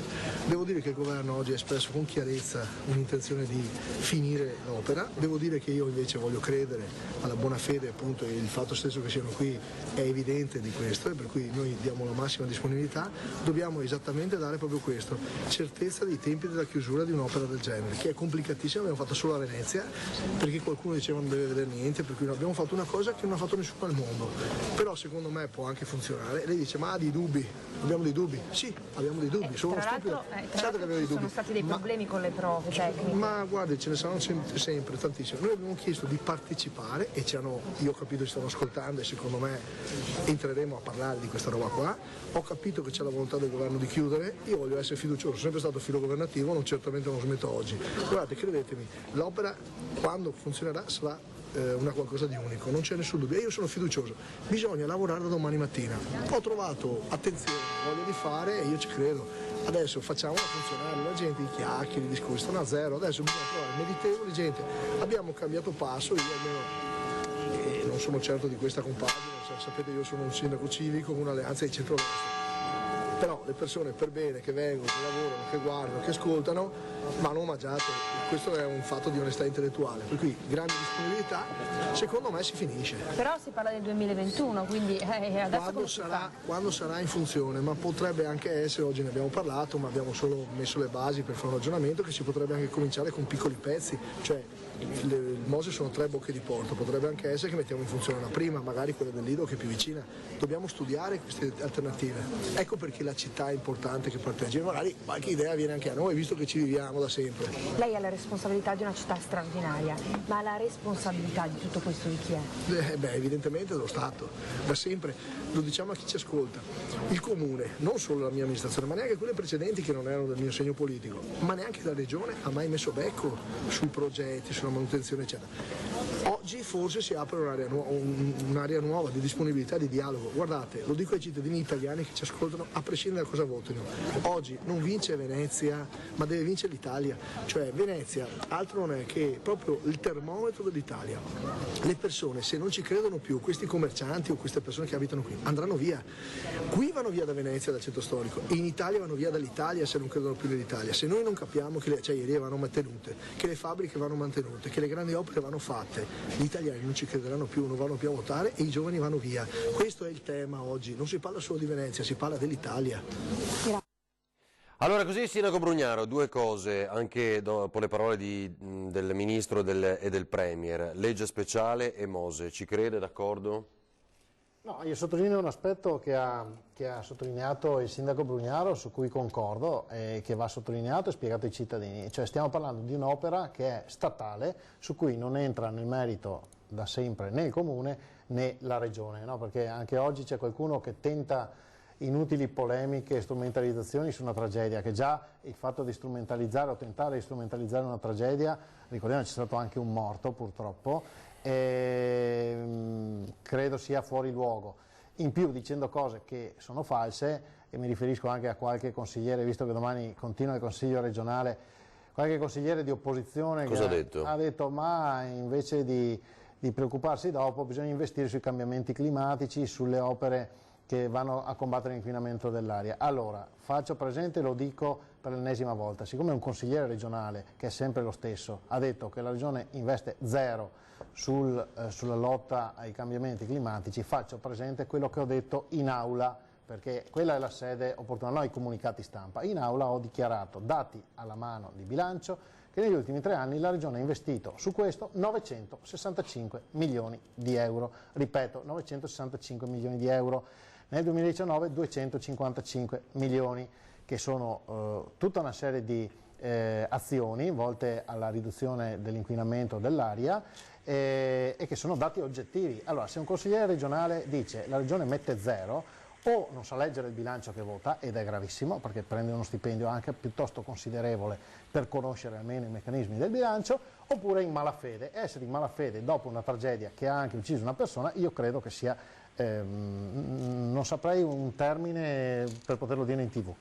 Detto questo, non lo so se il Mose risolve il problema di Venezia. È anche la legge speciale, no? Cioè loro dicono questo, presente, quindi soldi. Faccio presente un aspetto solo tecnico, no? Così, mi dicono che sono troppo tecnico. Beh, se il Mose, supponiamo che avesse funzionato, avesse chiuso tutte le bocche di porto, faccio presente che Pellestrina è stata totalmente sommersa dall'acqua, quindi c'è stato un sormonto del mare che è entrato in laguna passando sopra la Pellestrina. Quindi evidentemente neanche chiudere le bocche non avrebbe garantito di evitare quello che è successo ieri sera.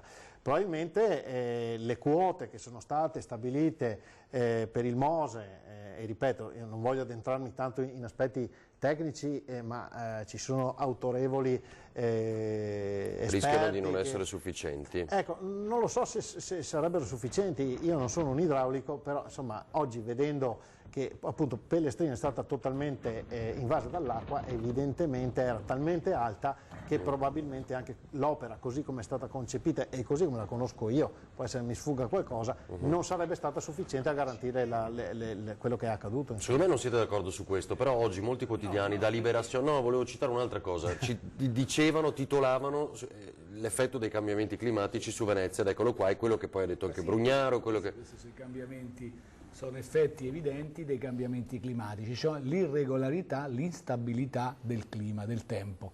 Cosa vuol dire? Ecco, vuol dire questo, gli eventi di acqua alta a Venezia che avvenivano tot volte 30 anni fa, 20 anni fa e con una quota, a una certa quota, adesso sono molto molto più frequenti e molto più alti. Ma guardi, che è una cosa normale scientificamente, se si aspetta ancora, visti i cambiamenti così forti, se si aspetta ancora e visto che è un progetto fatto 30-40 anni fa, va a finire che ha seguito parametri sbagliati e quindi si rischia veramente di servire non totalmente come dovrebbe, ma solo in piccola parte. Questo è un punto interrogativo. D'altronde, ripeto, i cambiamenti sono, questa instabilità è il segno più evidente dei cambiamenti. Ci chiedono molti, ma cosa bisogna fare? Cosa si fa? Ecco, poi Dio ci guardi veramente da certi ambientalisti che sono i peggiori nemici dell'ambiente. Allora, cosa si può fare? Cosa si può fare? Non è tanto facile fare le cose. Positivo che negli ultimi anni si è creata una sensibilità maggiore per questo problema. Ora, sì, non stiamo a discutere, va bene, no, Greta o meno, questo non è. Va bene, però, anche nel senso che mi permetta che si è creato questa sensibilità. Però cosa si può fare? Poco e lentamente, perché ormai c'è uno stravolgimento, ma si può fare una cosa che devo dire, ma io la dico sempre e lei ricorda, perché la Regione Veneto l'ha fatta. Un anno fa circa abbiamo avuto quella tragedia della tempesta Laia. Allora, Ilaria, ecco, scusi Iannicelli, è con il responsabile del Centro Maree, quindi contattiamola subito, vi faccio vedere, grazie Ilaria per farcelo sapere, vi faccio vedere invece un'altra cosa, che è l'arrivo di Giuseppe Conte con Luca Zaia a San Marco. Mi aiuti Tony? Perfetto, eccolo qua, che Zaia indica, entriamo di qua, mentre cercano altri ancora di strappare una battuta al Premier, ve lo faccio vedere a questo punto. Ecco. Di parlare un po' con le persone. Ecco l'intenzione Ilva, diciamo, cioè quello che ha fatto con le persone, i residenti a Taranto, parlare con le persone, con i veneziani. Eccolo l'ingresso. Un incontro col patriarca Moraglia.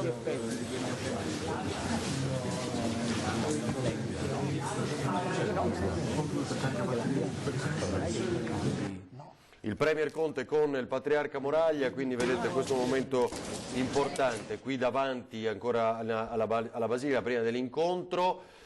È Ilaria? Allora Tony, prima della pubblicità andiamo subito da Ilaria Marchiori e Nicoletta Rizzetto, sono in piazza San Marco. Ilaria, ha intercettato per caso incrociato anche il Premier o è già andato via da lì? Sì.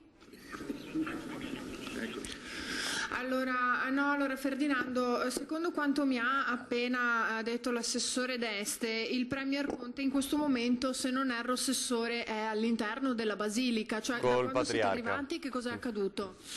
Abbiamo raggiunto Sua Eccellenza il Patriarca di Venezia e sono poi proseguiti per un percorso all'interno della Basilica assieme anche al Governatore. Ecco, le porte sono state chiuse, quindi non è stato permesso l'accesso a nessun altro se non a loro?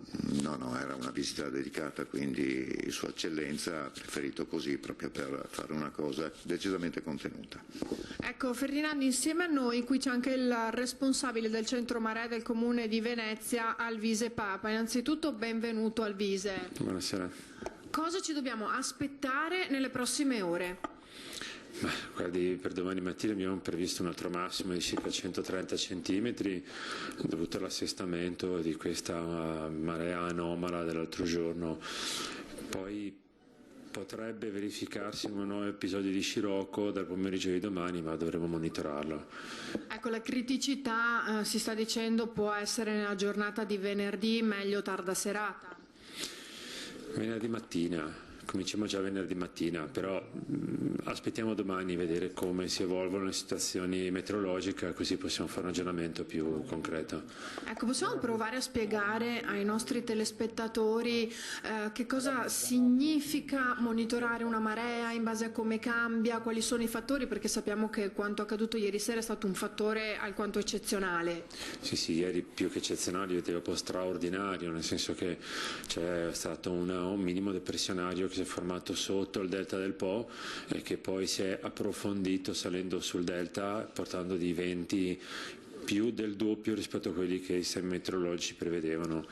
Poi questo sistema in maniera veramente molto strana si è spostato sulla laguna di Venezia, approfondendosi ulteriormente. Questo fenomeno ha avuto un effetto di risucchio vero e proprio dell'acqua che era in mare, e quindi abbiamo visto questo vento incrociato che in laguna non si vedeva da tantissimo tempo, con i danni che ha dovuto portare alle imbarcazioni, onde elevate. Avevamo più di 1 metro di onda in laguna nord, nel nord del perimetro della città di Venezia, per cui valori veramente incredibili che io sono 15 anni che lavoro in sala operativa, non ho mai visto, ma neanche nei casi di studio. Bottacin, aspetti Ilaria, voleva dire qualcosa l'assessore? No? Allora, ma Ilaria, era impossibile da prevedere. Se abbiamo capito bene... Ferdinando, hai sentito cosa ha detto? Era impossibile da prevedere. Ecco, questo infatti volevo capire, cioè quello che ha fatto sballare il dato dai 140 centimetri previsti ai 187 poi che sono stati reali, sono questi 20 doppi e tutto il resto dell'effetto che si è creato in laguna e che poi ha portato a 187 centimetri. Sì. Sì, è andata esattamente così, e tra l'altro il responsabile centro marea ha detto, te lo ribadisco, era impossibile prevedere una situazione del genere. Guardi, è stato 15 giorni fa, abbiamo fatto un convegno a porte chiuse, anzi una giornata di studi a Venezia con i massimi esperti di modellistica meteorologica, e lì profeticamente uno dei massimi esperti, che è il professor Buizza della Normale di Pisa, disse: ma eventi e situazioni meteorologiche così piccole e così energetiche come potrebbero verificarsi, si stanno verificando, l'abbiamo visto in Basilicata, l'abbiamo visto in Sicilia, sono estremamente difficili, se non impossibili da prevedere dalla modellistica numerica, stiamo parlando della meteorologia. Noi come centro marea, ma come amministrazione, avevamo previsto dei valori piuttosto elevati, intanto che avevamo fatto un comunicato stampa, un allertamento alla cittadinanza con la possibilità del superamento dei 155 centimetri, quindi già una previsione enorme, perché il superamento dei 155 vuol dire, assessore, la quarta marea della storia, per cui vi eravate, diciamo, in qualche modo tenuti larghi, usiamo un attimo questo termine. No, avevamo fatto delle valutazioni, avevamo pensato che se fosse potuto accadere una situazione meteorologica come quella che poi ahimè è andata conformandosi, avremmo potuto superare delle soglie estremamente importanti. Nulla però lasciava presagire ai valori come quelli che sono stati poi raggiunti in città. Stiamo parlando della seconda marea della storia. Certo. Tra l'altro è stato tutto davvero velocissimo, tanto quanto cioè tanta la salita quanto poi la discesa, cioè tutto veramente in pochissimo tempo alla fine. È stato talmente locale, perché è stata toccata il litorale veneziano fino a Caorle, ma non tanto di più, è stato un evento veramente molto locale. Si pensi che appena è passato questo centro di minima sopra la laguna di Venezia, era lasciata, la marea è crollata di circa 70 cm in 30 minuti. Questo vuol dire che era proprio il vento che la insaccava, si dice, cioè che accumulava l'acqua nella zona della... Chiaro. Ilaria, torniamo da voi tra pochissimo. Posso fare un'altra domanda, anche se mi ha in qualche modo... Sì. Flash però davvero, sì, ti prego, va perché... bene, Ferdinando. Allora, va bene, se volevi fare questa domanda ad Este...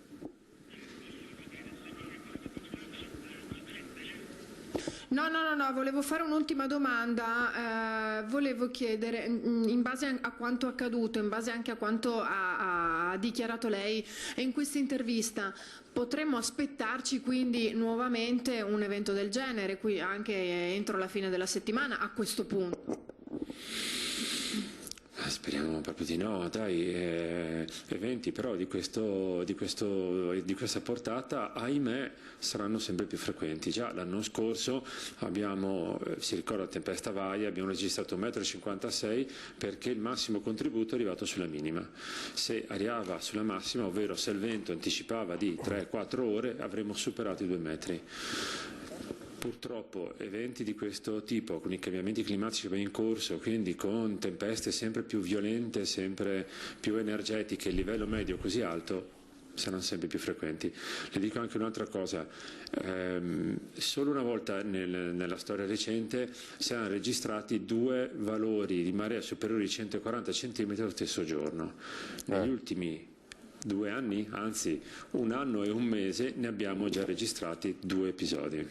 Ecco, avete sentito Ferdinando questo dato? È importantissimo, è proprio da sottolineare. Che nella stessa giornata si superino 2 volte i 140 centimetri. Ilaria, torniamo da te tra pochissimo. Allora, è questa la preoccupazione, perché se avevamo previsto e dopo abbiamo visto quello che è accaduto, 140 e sono stati 187, la preoccupazione è per venerdì. Sì, la preoccupazione è per venerdì e poi anche per domenica. Dove sono previsti 140, no? Ancora una volta. È previsto 140, mi pare alle 11:20, 11:30 della mattinata, e questo va a sommarsi anche a un aumento della temperatura, quindi un parziale scioglimento della neve che è caduta, che sta cadendo in queste ore in montagna, e copiose precipitazioni piovose. E quindi il combinato disposto di tutti questi elementi genera preoccupazione. Non siamo in questo momento, non abbiamo diramato uno stato di allarme rosso come per Vaia, ma siamo in uno stato di preallarme, quindi in colore arancione, che identifica questo stato in alcune parti del Veneto. Ovviamente l'attenzione risulta massima, più ci avviciniamo all'evento e più possiamo essere precisi nelle previsioni. Allo stato attuale è così. Allora, pochissimi istanti, le chiederei Assessore, so che appunto ovviamente ha altri impegni, grazie per essere stato con noi qui stasera, però se dopo la pubblicità si può fermare altri 10 minuti? Se mi dice 10 le chiedo 30 dopo, lo sa, quindi... Appunto. Però vabbè, dai, almeno altri 10 ce la facciamo. Quindi pochi istanti e torniamo con un'altra cronaca e aggiornamenti subito dopo la pubblicità, e poi torneremo a collegarci anche con Ilaria Marchiori. Vi aspettiamo.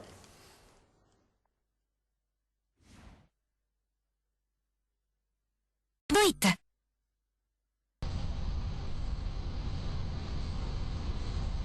120 cm di neve fresca in una condizione climatica di scirocco è la situazione che maggiormente allarma in queste ore tutto il Veneto, su cui incombe l'incubo dell'alluvione del 2010. L'ha detto aprendo il punto stampa il governatore Zaia, le previsioni di ARPAV non lo stanno smentendo. Neve copiosissima sta cadendo da martedì sera anche a quote basse in tutto il Bellunese, ed è neve pesante, tanto che l'allerta per le valanghe di grado 3 su una scala di 4. E il Piave dalle prime ore della mattinata ha confermato a Belluno la situazione preoccupante. Ecco, guardate questo tronco in mezzo al fiume, il colore scurissimo del fiume Piave non lascia presagire niente di buono, il livello dell'acqua si sta alzando e c'è preoccupazione proprio per il fiume, perché in questo momento i venti di scirocco stanno impedendo all'acqua di defluire verso il mare.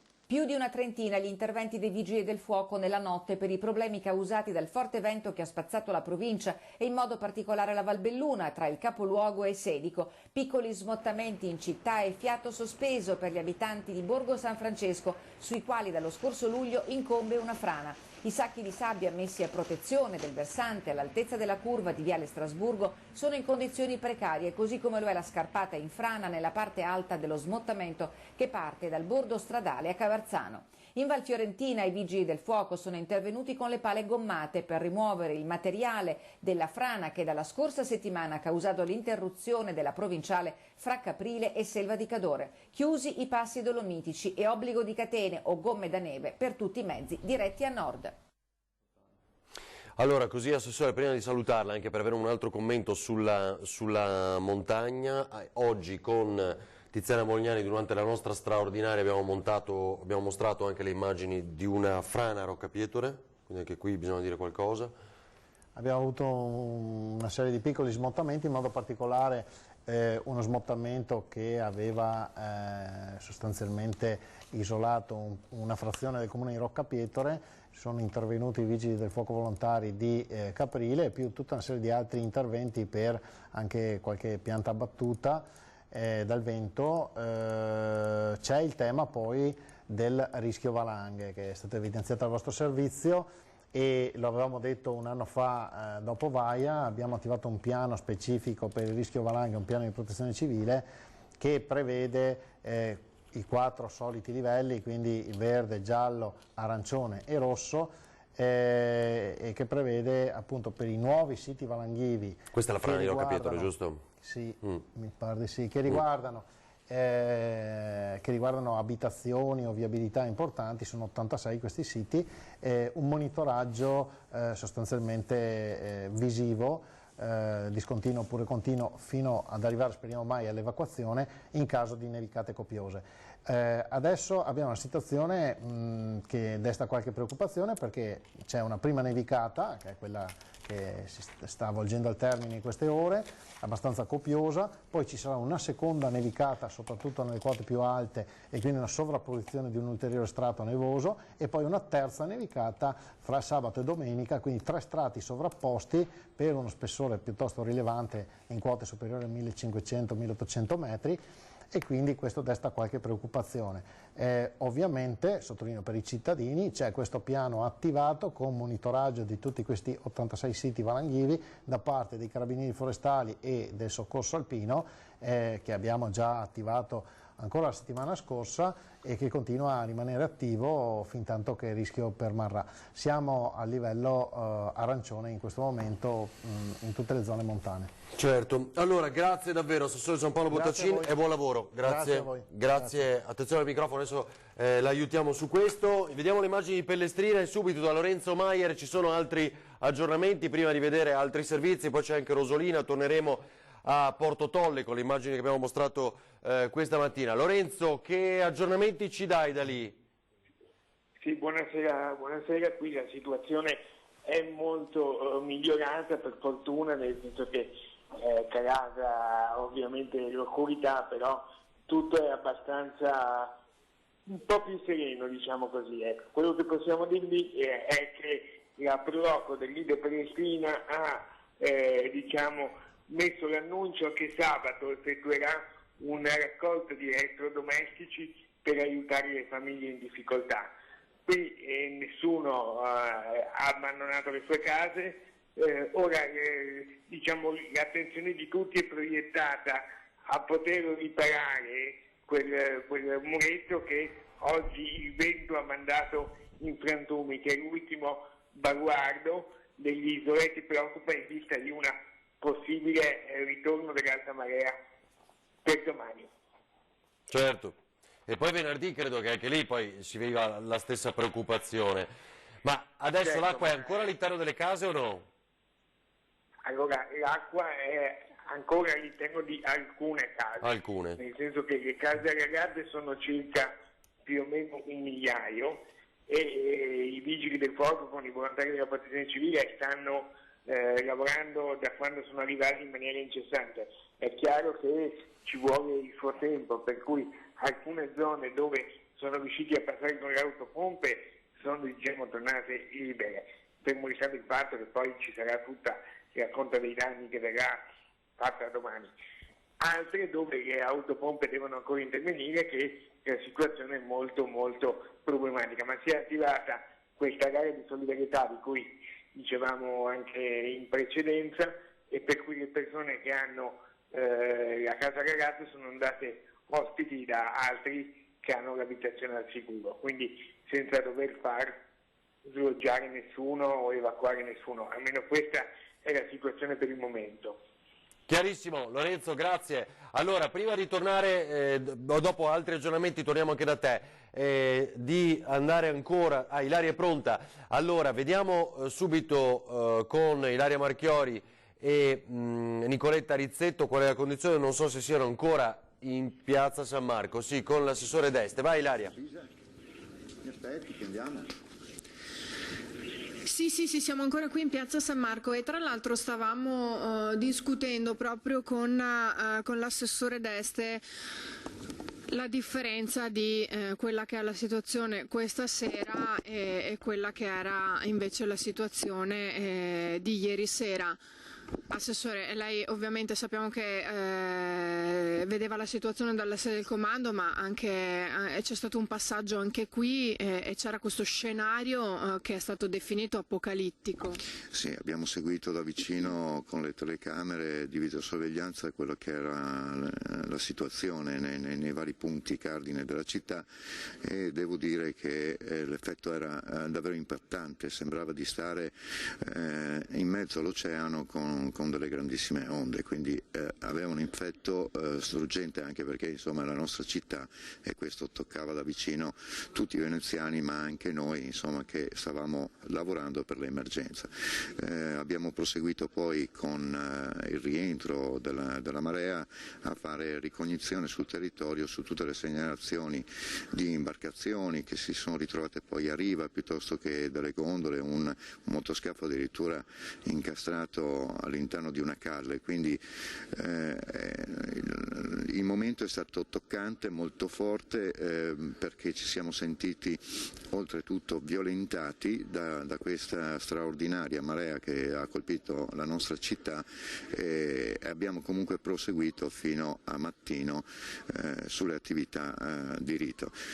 Abbiamo ripreso immediatamente stamattina presto proprio per proseguire negli interventi, soprattutto nell'isola di Pellestrina che soffriva particolarmente la propria situazione in quanto era assolutamente sommersa. Ecco, il monitoraggio nella cabina di regia che è stata istituita nella sede del comando della polizia locale è costante. Di quanti occhi elettronici parliamo? A oggi si è già aumentato il numero di videosorveglianza, parliamo di quasi 200 telecamere ad oggi che sono poi oggetto di ulteriore implemento di altre telecamere. In questo senso ci veniva facile, diciamo, in questo modo guardare le situazioni anche dalle telecamere, quindi vedendo in tempo reale tutto ciò che accadeva sul nostro territorio. Questa sala operativa che noi utilizziamo ovviamente per tutte le questioni di emergenza e soprattutto in materia di sicurezza urbana, ma non solo, e che condividiamo con le altre forze di polizia, ci ha dato modo di fare un punto di lavoro assieme anche al prefetto e alle altre forze dell'ordine per essere sempre pronti a coordinare tutte le necessità che si presentavano durante l'evento negativo. Ecco, le forze di protezione civile... Rompo per due cose velocissime, tra l'altro noi stiamo mostrando le immagini di una di queste telecamere di videosorveglianza danneggiata dalla caduta degli alberi, quindi immagino che l'assessore D'Este poi lo sappia, uno di questi pali è stato danneggiato, l'abbiamo mostrato anche oggi. Esatto, se riesce a passare un auricolare all'assessore D'Este, volevo leggere uno dei commenti che è di Massimo Cacciari, il 3 volte sindaco di Venezia, riesce a passare uno degli auricolari all'assessore che è sempre stato contrario al Mose, ma a questo punto, buonasera assessore D'Este, Cacciari dice sono stato lasciato solo, a questo punto afferma che anche se è sempre stato contrario il Mose va completato, dice Cacciari. Avevo fatto presente a Prodi, oggi ha fatto discutere molto questa intervista di Prodi, che sebbene il Mose fosse ad altissima tecnologia era però criticissimo, cosa che poi si è rivelata. Dice un'altra cosa. C'erano altri progetti meno costosi e via dicendo, c'era un'indagine della Corte dei Conti, poi è stata tacitata totalmente, poi dice ancora Cacciari del Mose, tutti i soldi dal 98 sono stati dirottati su quest'opera sottraendoli alla manutenzione pubblica e privata di Venezia. Cosa ne pensa D'Este? Ma io penso che dobbiamo guardare a quello che la città ha più bisogno, ha bisogno che questa grande opera venga completata, sono già stati spesi 5 miliardi di euro e in questo senso io ritengo che sia alquanto vergognoso ci sia arrivati fino a questo punto. Lo chiediamo da un anno come amministrazione al governo e ancora nulla è accaduto e credo che sia ora il tempo che in maniera molto determinante, molto chiara, decisa, il governo metta mano a questa situazione perché è colui che gestisce l'intera opera e ci consenta di garantire la sicurezza dei luoghi di Venezia. Il Mose, avessimo potuto utilizzarlo, verosimilmente avrebbe evitato il peggio. Certo. Allora, volevo salutare e ringraziare l'assessore D'Este. Ilaria, so che ti toccherà tornare a piedi, ma nel senso approfittiamone, se incontri qualcun altro ovviamente cerchiamo di intervistare magari i commercianti, qualcuno che ancora possa dialogare con noi. Grazie Ilaria, quindi a tra poco. Aggiungo un dato a tutti i cittadini del Lido di Venezia e non: sabato mattina dalle 9 alle 13 la Pro Loco allestisce gazebo in Gran Viale davanti alla zona di inizio di Piazzetta Lepanto, dove si effettuerà una raccolta di alcuni beni come elettrodomestici per aiutare le famiglie di Pellestrina. Quindi questo è anche un dato importante. Abbiamo raccontato della tanta solidarietà della giornata di oggi, anche dei tassisti che ovviamente fornivano viaggi gratuiti per sostenere e aiutare la popolazione colpita. Si raccoglieranno anche donazioni e diverse attività commerciali, ci forniranno prodotti dolciari da poter acquistare con offerta per poter colmare un po' di spese che le famiglie colpite affronteranno. Se vi fosse maltempo saremo in patronato a Santa Maria Elisabetta. Dunque vi ricordo, la Pro Loco allestisce il gazebo in Gran Viale davanti alla zona di inizio Piazzetta Lepanto. Iannicelli, prima di tornare a lei le faccio vedere un'altra cosa, la lunga notte raccontata attraverso i social, quello che abbiamo cominciato a fare ieri sera con il direttore Luigi Bacciali durante Focus e che è proseguita per l'intera giornata di oggi con tutti quei video che sono serviti per la cronaca della diretta dell'intera giornata di oggi. Vediamo.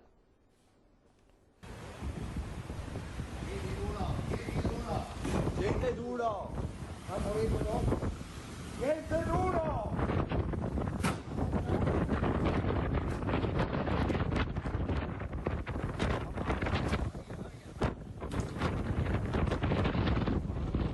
Non ho mai visto una roba del genere. Ed è tutto uno. Luci saltate, acqua ovunque. Pontili, ma sarà oltre il metro e mezzo dal livello del mare. Io cagarmi addosso, guarda, questa è via Garibaldi, ok? C'è un fiume, io non riesco ad andare avanti, con 90 kg che so, non riesco ad andare avanti, sono nascosto qua in caetta. La notte più lunga di Venezia, vista attraverso i social che documentano praticamente in diretta la cronaca della devastazione provocata da una marea come non si vedeva dall'alluvione del 66, case con dentro 1 metro d'acqua che si insinuano dappertutto, oltrepassa paratie e barriere.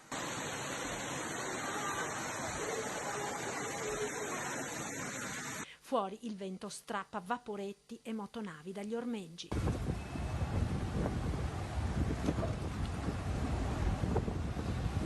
Ha rotto le cime? Non è che ha rotto le cime, la corda era troppo, cioè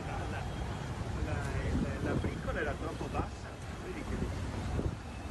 E se 53 anni fa le foto dell'Acqua Grande erano poche, quasi tutte di professionisti, oggi in ogni angolo di Venezia si fotografa e si filma la devastazione, la rabbia, lo sconcerto di una città ancora una volta impotente davanti al disastro.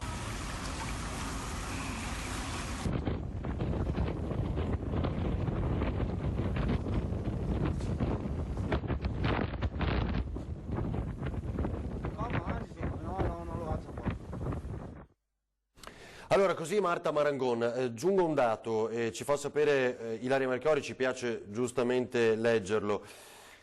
Un sincero ringraziamento a Antenna 3 per il servizio trasmesso riguardante i tassisti, poi lo rivedremo nel corso di questa serata, un piccolo doveroso contributo alla categoria dei tassisti veneziani, della categoria, cioè loro si sono messi a disposizione, no? Nell'aiutare le persone colpite per questa tragica calamità. Distinti e saluti Luca De Marchi, quindi leggiamo anche, riferiamo questo servizio. Vediamo ancora queste immagini, ti chiedo Tony, dunque, generale, è vero che Viste queste immagini ieri notte, visto il disastro di oggi con la luce, ha ragione l'ingegner Dattilo, ha ragione Angelo Borrelli, capo della Protezione Civile, nel dire: signori miei, abbiamo rischiato una strage? Ecco, c'era il ringraziamento, perché anche questa televisione è una televisione che ha fatto televisione di servizio, dare l'informazione. Si diceva prima, poi abbiamo cambiato discorso, cosa si può fare per questi cambiamenti. Adesso c'è una maggiore sensibilità, quindi sicuramente si farà e si farà qualcosa. I risultati saranno lenti purtroppo, non si può invertire immediatamente una situazione, però quello che si può fare subito, ma già si è fatto, e di questo dobbiamo, a prescindere da uno come la pensi, si sta già facendo, si è fatto, dicevo, un anno fa, con la tempesta Laia, quando si è messo in campo una protezione civile. Quando dico protezione civile, che nasce come previsto dalla Regione, quindi l'input lo dà la Regione, però poi coinvolge tutti, coinvolge i comuni, le forze di polizia, l'esercito, e quella volta fu messa in campo una task force così intensa che la tempesta Laia, anche grave, perché 3 morti, 5 morti sono gravi, però poteva costare, oltre i 16 milioni di alberi abbattuti, veramente un numero di vite umane immenso, veramente a ragioni immenso. Pensate cosa è stato, in questo caso lo stesso. Quindi è bene che attirandosi anche le critiche, perché l'altra volta la Regione si attirò le critiche perché aveva messo in campo una forza così forte e non si sapeva. Lo diceva prima l'esperto delle maree, che certi fatti poi, e lo studio che hanno fatto, naturalmente il convegno a Venezia, che poi nel dettaglio certi eventi, nel dettaglio è difficilissimo prevedere, anche se poi anche da questa televisione qualche giorno fa avevamo detto: guarda, c'è una situazione critica. Poi, come diceva, tornando ancora sul tecnico, si è formata ulteriormente una depressione, un piccolo ciclone proprio su di noi, e questo ha rafforzato ancora di più il vento. Quindi una serie di situazioni che hanno creato una situazione veramente critica. Quindi ecco che si può fare di prepararci ad affrontare sempre con più sicurezza, in modo da attenuare i danni fino a un certo punto, ma soprattutto di salvare vite umane. Questo si deve far subito, si sta già facendo fortunatamente per quello che riguarda la nostra regione, ma si dovrà, come dire, espandere un po' a tutto il nostro paese, che, come abbiamo visto in questo fatto, giustamente noi parliamo di Venezia ed è giusto così, città simbolo, come si ricordava, città immagine, città naturalmente fragile per se stessa, però questa ondata ha interessato veramente dall'Alto Adige fino al sud Italia, questa irruzione di tempo instabile. Quindi attenzione, dobbiamo prepararci, sì. Si ricordava, gli eventi, è inutile che ci illudiamo, saranno sempre più frequenti, e purtroppo la nostra regione non è stata e non sarà nemmeno esente da questi fenomeni. Ecco, questo lo possiamo far subito. E poi una serie, ricordava l'assessore, sono stati stanziati dei soldi per quanto riguarda l'inquinamento e quant'altro, ma ripeto, i risultati poi saranno lenti e non ci facciamo illusioni. Che si verificasse 2 volte nella stessa giornata una marea sopra i 140, l'avevamo detto, no? Non era mai, più o meno mai accaduto, insomma, era una rarità, ora si sta verificando con più frequenza. Tante cose si pensa che sia impossibile, ma e invece si stanno verificando. Questa instabilità del tempo, questa irregolarità, ecco, questo è un esempio. Il live da San Marco con Filippo Fois e Sandro Ponchio di oggi, torniamo nella Basilica, vediamo. E noi sapevamo comunque un'acqua alta. Non si temeva questa dimensione e quindi fortunatamente eravamo preparati per alcuni aspetti, con l'assistenza del Proto sempre presente qui, e anche di Monsignor Pagan, che tutta la notte sono stati presenti in Basilica insieme con i nostri operai, ai quali va la nostra gratitudine, perché hanno salvato dalla forza delle acque una situazione che, se non fossimo stati presenti, sarebbe stata molto più grave. E senta, i danni più gravi che si sente già di dire che ha subito la Basilica dopo stanotte? Ma è tutta la Basilica. Cioè non c'è un fatto, un accadimento che riguarda un pezzo piuttosto che un altro. Potremmo dire la cripta, che è stata inondata in maniera molto forte, fino a metà della sua altezza, e che quindi, ma i danni li andremo a vedere man mano che saremo all'asciutto e andremo a poter quantificare, anche se in maniera superficiale, perché nella realtà il danno, una volta che viene trasferito alle pareti, le pareti lo assorbono, si vede nel tempo, anche nel medio-lungo periodo. Quindi i danni ogni volta che fanno queste alluvioni sono differiti nel tempo, no?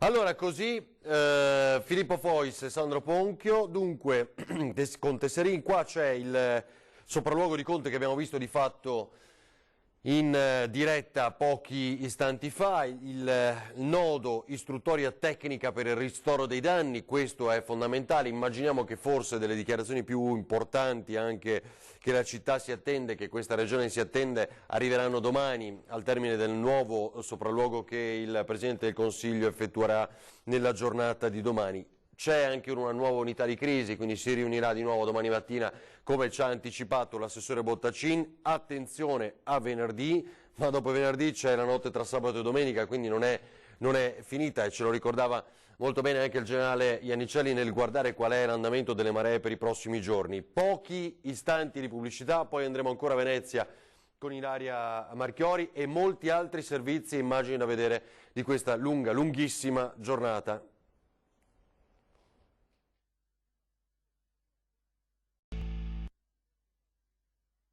Basta che guardate interno, bagnato, fino a qua tutto bagnato, tutta cosa sta cadendo, sono andati a farsi benedire tutte quelle cose lì. Agli occhi lucidi. Dopo una notte di lavoro penso di sì. A pianto. Sai, sono cose di lavoro e sono mesi di lavoro che ti sei giocato.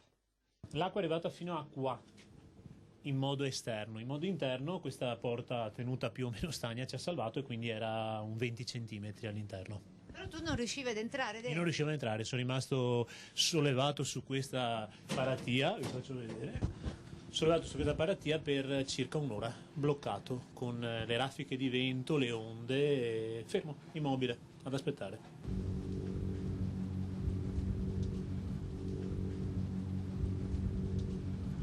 E alle zattere quello che è stato portato dalla furia del vento ieri sera, ecco le paline delle cosiddette, i tronchi delle bricole che sono stati portati a riva insieme ad altre passerelle per camminare lungo la zona. E poi proprio dietro alle mie spalle, ecco, l'edicola che non c'è. Qui c'era un'edicola che la furia del vento ha letteralmente sradicato dalle sue fondamenta per buttarla, catapultarla in laguna e arrivare fino all'altra parte della riva, alla Giudecca, dove adesso non si riesce a vedere dove si è finita. Era dentro, quindi è riuscito a uscire in tempo prima che l'edicola fosse gettata in acqua. Moriva se rimaneva dentro. Quindi è un grande, cioè, ha perso il lavoro, ha perso il posto di lavoro, eppure dice sono vivo, cioè, bene. Allora, Tony, ci fai vedere le immagini dei danni anche Rosolina e Delta? Poi andiamo a Jesolo senz'altro, perché vedo già le immagini con il servizio di Nicola Marcato, Jesolo e il litorale. Ma Rosolina e Delta, un po' più su nelle immagini, anche perché poi vorrei far sentire il sindaco Franco Vitale. Ci sono zone insomma che non dobbiamo dimenticare. Certo, abbiamo seguito da questa mattina a partire dalle 7 con questa edizione straordinaria non stop l'intera giornata quello che è successo in particolar modo a Venezia, chiaramente Pellestrina, Murano, Burano. Ricordiamo anche Marco, il nostro telespettatore, che di fatto ha confezionato per noi un reportage e che ringraziamo per questo lavoro. E questa è la situazione dunque nelle immagini Rosolina e Delta. Poi se recuperiamo anche i casoni, non so se da qualche parte, altrimenti li trovo io, erano immagini impressionanti di quella parte di Porto Tolle distrutta. Andiamo pure con il sindaco Franco Vitale, sindaco di Rosolina. Ho chiesto lo stato di calamità naturale in conseguenza dei danni subiti con le mareggiate di ieri sera. La grande erosione da nord a sud ha gravemente danneggiato la nostra spiaggia, soprattutto con la grande preoccupazione da parte di tutta l'amministrazione comunale di Rosolina e di tutti gli operatori balneari. Questo sicuramente è un grave problema da seguire con grande attenzione. Nel comparto della pesca abbiamo avuto danni sui pontili e sulle cavane dei pescatori, e la conta invece dei danni sull'acqua, dove ci sono le vongole, si farà più avanti con la conta dei danni subiti.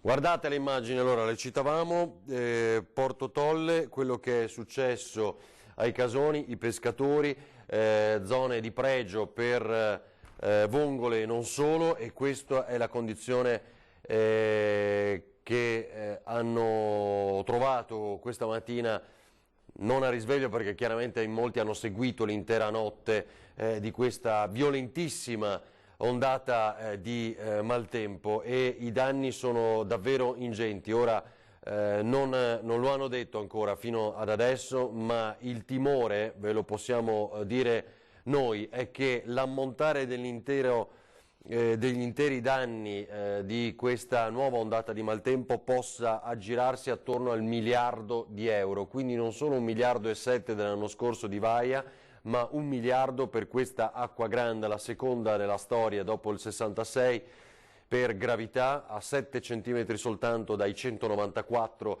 del 66. L'intero ammontare di danni potrebbe essere attorno al 1 miliardo di euro, una cifra immensa e una preoccupazione enorme per il nostro territorio, e la richiesta, la pretesa, la voglia che questa volta davvero sia quella in cui da oggi in poi si fa qualcosa di concreto per Venezia, dalla legge speciale, come dicevamo prima, agli interventi mancanti per il Mose, che ormai è il 92-93%, come abbiamo sentito ripetere oggi in generale, no? Certo, ormai con tutte le critiche possibili, perché è un'opera immensa che è costata così tanto, sembra che al 93-94% sia realizzata, quindi cosa si deve fare? Si deve andare avanti e realizzarla e poi vedere gli effetti, perché ripeto, ma queste sono critiche che si facevano qualche anno fa anche dal mondo scientifico. Se si aspetta ancora si rischia veramente di fare un'opera inutile, visti i cambiamenti climatici in atto che porteranno delle instabilità sempre più intense. Una delle instabilità più evidenti è anche l'acqua alta a Venezia, i cui livelli, vedete, crescono sempre di più e si portano a cifre veramente, a livelli veramente paurosi, insomma. Perché qualcuno ricordava giustamente che qualche volta il vento forte che ha causato anche questo si è verificato quando, diciamo, c'è una marea naturale, la marea astronomica, no? Che quindi cresce o fa crescere o abbassa il livello medio della laguna. Ecco, il vento forte fortunatamente si è verificato quando la marea astronomica era verso il basso. Giustamente qualcuno ricordava, se si verificava quando si fosse verificato quando la marea astronomica era alta, allora avremmo avuto anche 2 metri facilmente.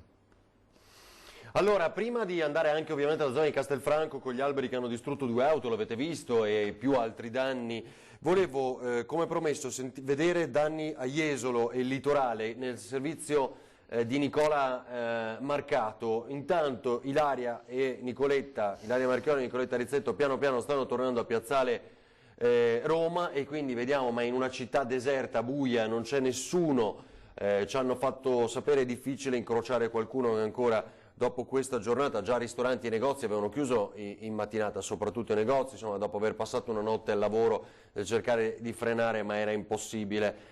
L'acqua, migliaia e migliaia di libri buttati, lo abbiamo sentito anche nella lunga diretta di oggi, nelle librerie, anche le librerie storiche, che una marea così non l'avevano mai vista. Vediamo Jesolo.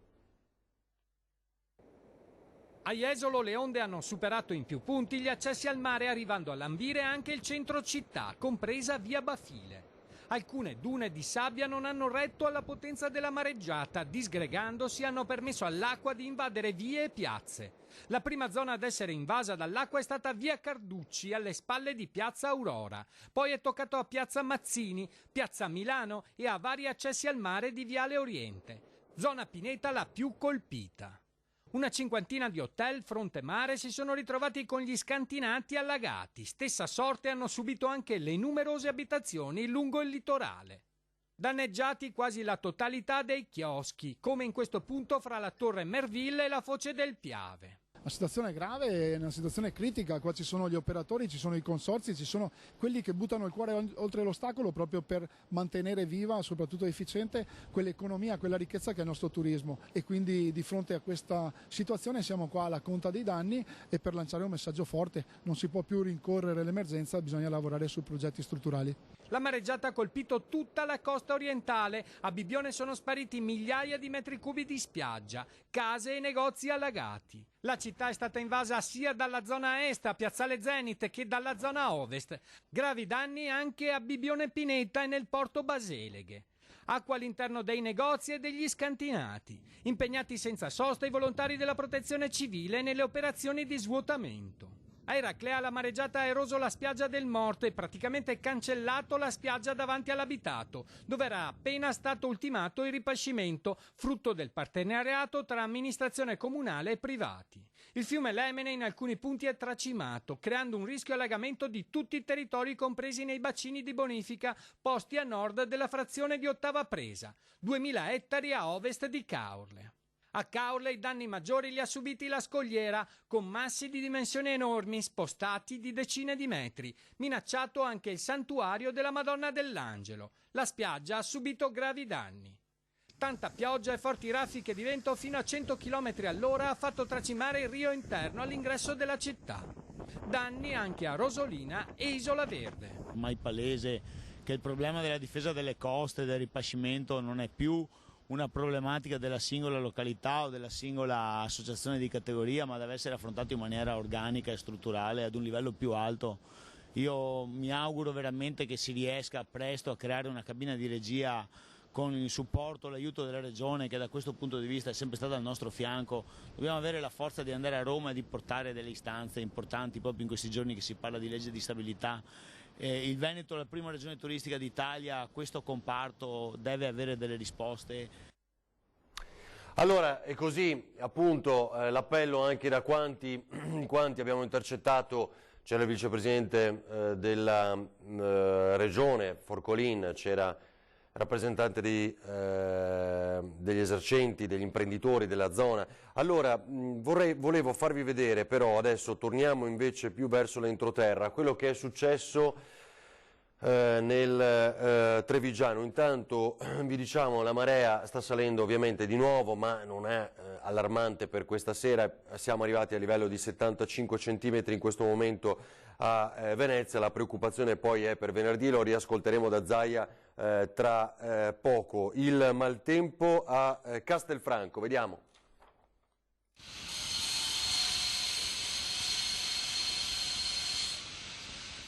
È devastante, cioè bruttissimo, come non ho parole. È stata una notte complicata. Stanotte ho sentito anche i vigili del fuoco che stavano sistemando questo casino. 2 auto distrutte, un albero sradicato, ramaglie ovunque. Sono queste le sequenze che danno la misura della forza con cui il vento ha sferzato la Marca per tutta la notte. 100 gli interventi da Casiera a Riese, passando per la zona del Vittoriese. Qui siamo in via Romagna, Castelfranco Veneto, nel parcheggio privato di un condominio. All'1:30 il rumore sinistro del crollo che butta giù dal letto tutti i condomini, compresi i proprietari dei veicoli, una Fiat Panda nera e una Laguna beige. Tra loro c'è anche Rabdi Abdelkader, che ora si ritrova senza la sua Panda di 11 anni. Problemi grandi, anche freddo, piove, ghiaccio, come andare a lavoro. Immediato l'intervento dei vigili del fuoco della stazione di Castelfranco, che hanno chiesto il supporto ai volontari della protezione civile intervenuti poco prima anche in via Ospedale, sempre per il taglio di piante pericolanti. Abbiamo subito provveduto con i vigili del fuoco a fare il taglio per liberare la strada che era tutta occupata. Fortunatamente non c'era nessuna persona all'interno dell'abitacolo. Allora intanto vi do un flash e contattiamo Ilaria perché sono pronte per un altro collegamento in città di rientro, come dicevamo. verso Piazzale Roma. Iannicelli, tanto nel vedere ancora queste immagini chiusura di cronaca di questa lunga giornata. Ed è giusto farle vedere. Cosa può succedere? Ecco, questi sono gli effetti dell'instabilità, questi sono gli effetti anche della natura. Quindi tornando al discorso di prima, poi bisogna dire, ecco, fortunatamente per quel che riguarda Treviso ha interessato solo marginalmente con vento forte, ecco, magari a Castelfranco c'è stata la caduta di qualche albero. Fortunatamente non ci sono vittime, questa è la cosa più importante, però ripeto, stiamo molto attenti perché facilmente questi eventi poi costano vite umane.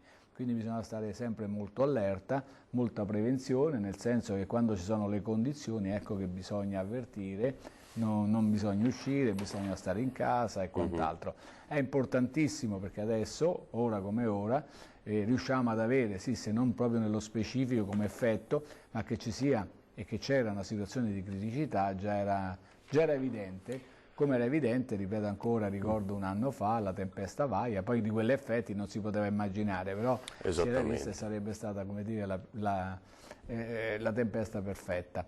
Quindi questo è importante, questo bisogna in questo momento, oltre ad avviare diciamo politiche di dimensionamento di quello che è l'inquinamento, di quello di rispetto dell'ambiente, essere operativi e prepararci ad affrontare comunque queste emergenze che ci saranno inevitabilmente, senza voler portare a noi a fare l'uccello del malaugurio, ci saranno, e quindi bisognerà affrontare in modo che abbiano costi, come dire, effetti minori dal punto di vista di danni materiali, ma soprattutto di vittime umane. Sì.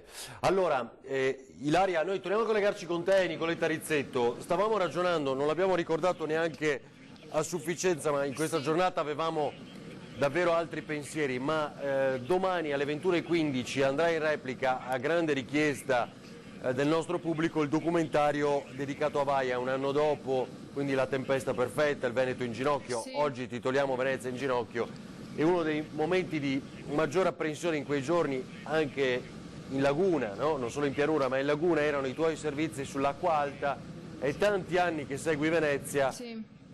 Avevi mai visto una cosa del genere? No, Ferdinando, onestamente proprio no. L'anno scorso è stata, diciamo, la prima che mi sono trovata ad affrontare così alta, così impegnativa. Insomma, io non so se magari i nostri telespettatori ricorderanno precisamente i nostri servizi, come abbiamo documentato. Eravamo varie troupe, c'era anche il direttore Bacialli, e abbiamo toccato i punti di Venezia in cui l'acqua era più alta. Ricordo che nonostante gli stivali, nonostante comunque l'attrezzatura, l'acqua era entrata davvero ovunque. Quest'anno si è replicato uno scenario che però devo dire onestamente, Ferdinando, se ti devo dare la mia opinione personale, a questo punto non ha nulla a che vedere con quanto accaduto l'anno scorso, se non altro per tutto quello che abbiamo visto e documentato nel corso di tutta la giornata, con i vaporetti che erano usciti, con purtroppo anche una persona che ha perso la vita. Insomma, la condizione di quest'anno è stata davvero, a mio avviso, purtroppo questo aggettivo lo stiamo usando anche troppo, però apocalittica. Qualcuno mi ha raccontato oggi che a un certo punto hanno addirittura pensato adesso veramente la città verrà sommersa, quasi no, come in quei film che raccontano degli eventi atmosferici abbastanza, insomma, surreali, però qualcuno mi ha detto oggi, mi ha raccontato, io ho davvero creduto che in poche ore Venezia potesse sparire. E così il pensiero magari ha toccato un po' tutti, perché effettivamente si vedeva questa acqua alta che saliva sempre di più e sempre in pochissimo tempo. Poi fortunatamente in pochi minuti ha anche iniziato a scendere, però quei minuti sono stati davvero pieni di paura, senza contare poi quelli che ora saranno i danni. E ti volevo dire che ora ci troviamo sul ponte dell'Accademia, e la strada, cioè il percorso che abbiamo effettuato finora, ci ha mostrato una Venezia, la Venezia che insomma è nelle cartoline, nei libri, che viene raccontata anche dai poeti, dagli artisti, la Venezia romantica, perché con i suoi canali ma non con l'acqua alta, è davvero deserta, non abbiamo praticamente incrociato nessuno se non qualche turista straniero.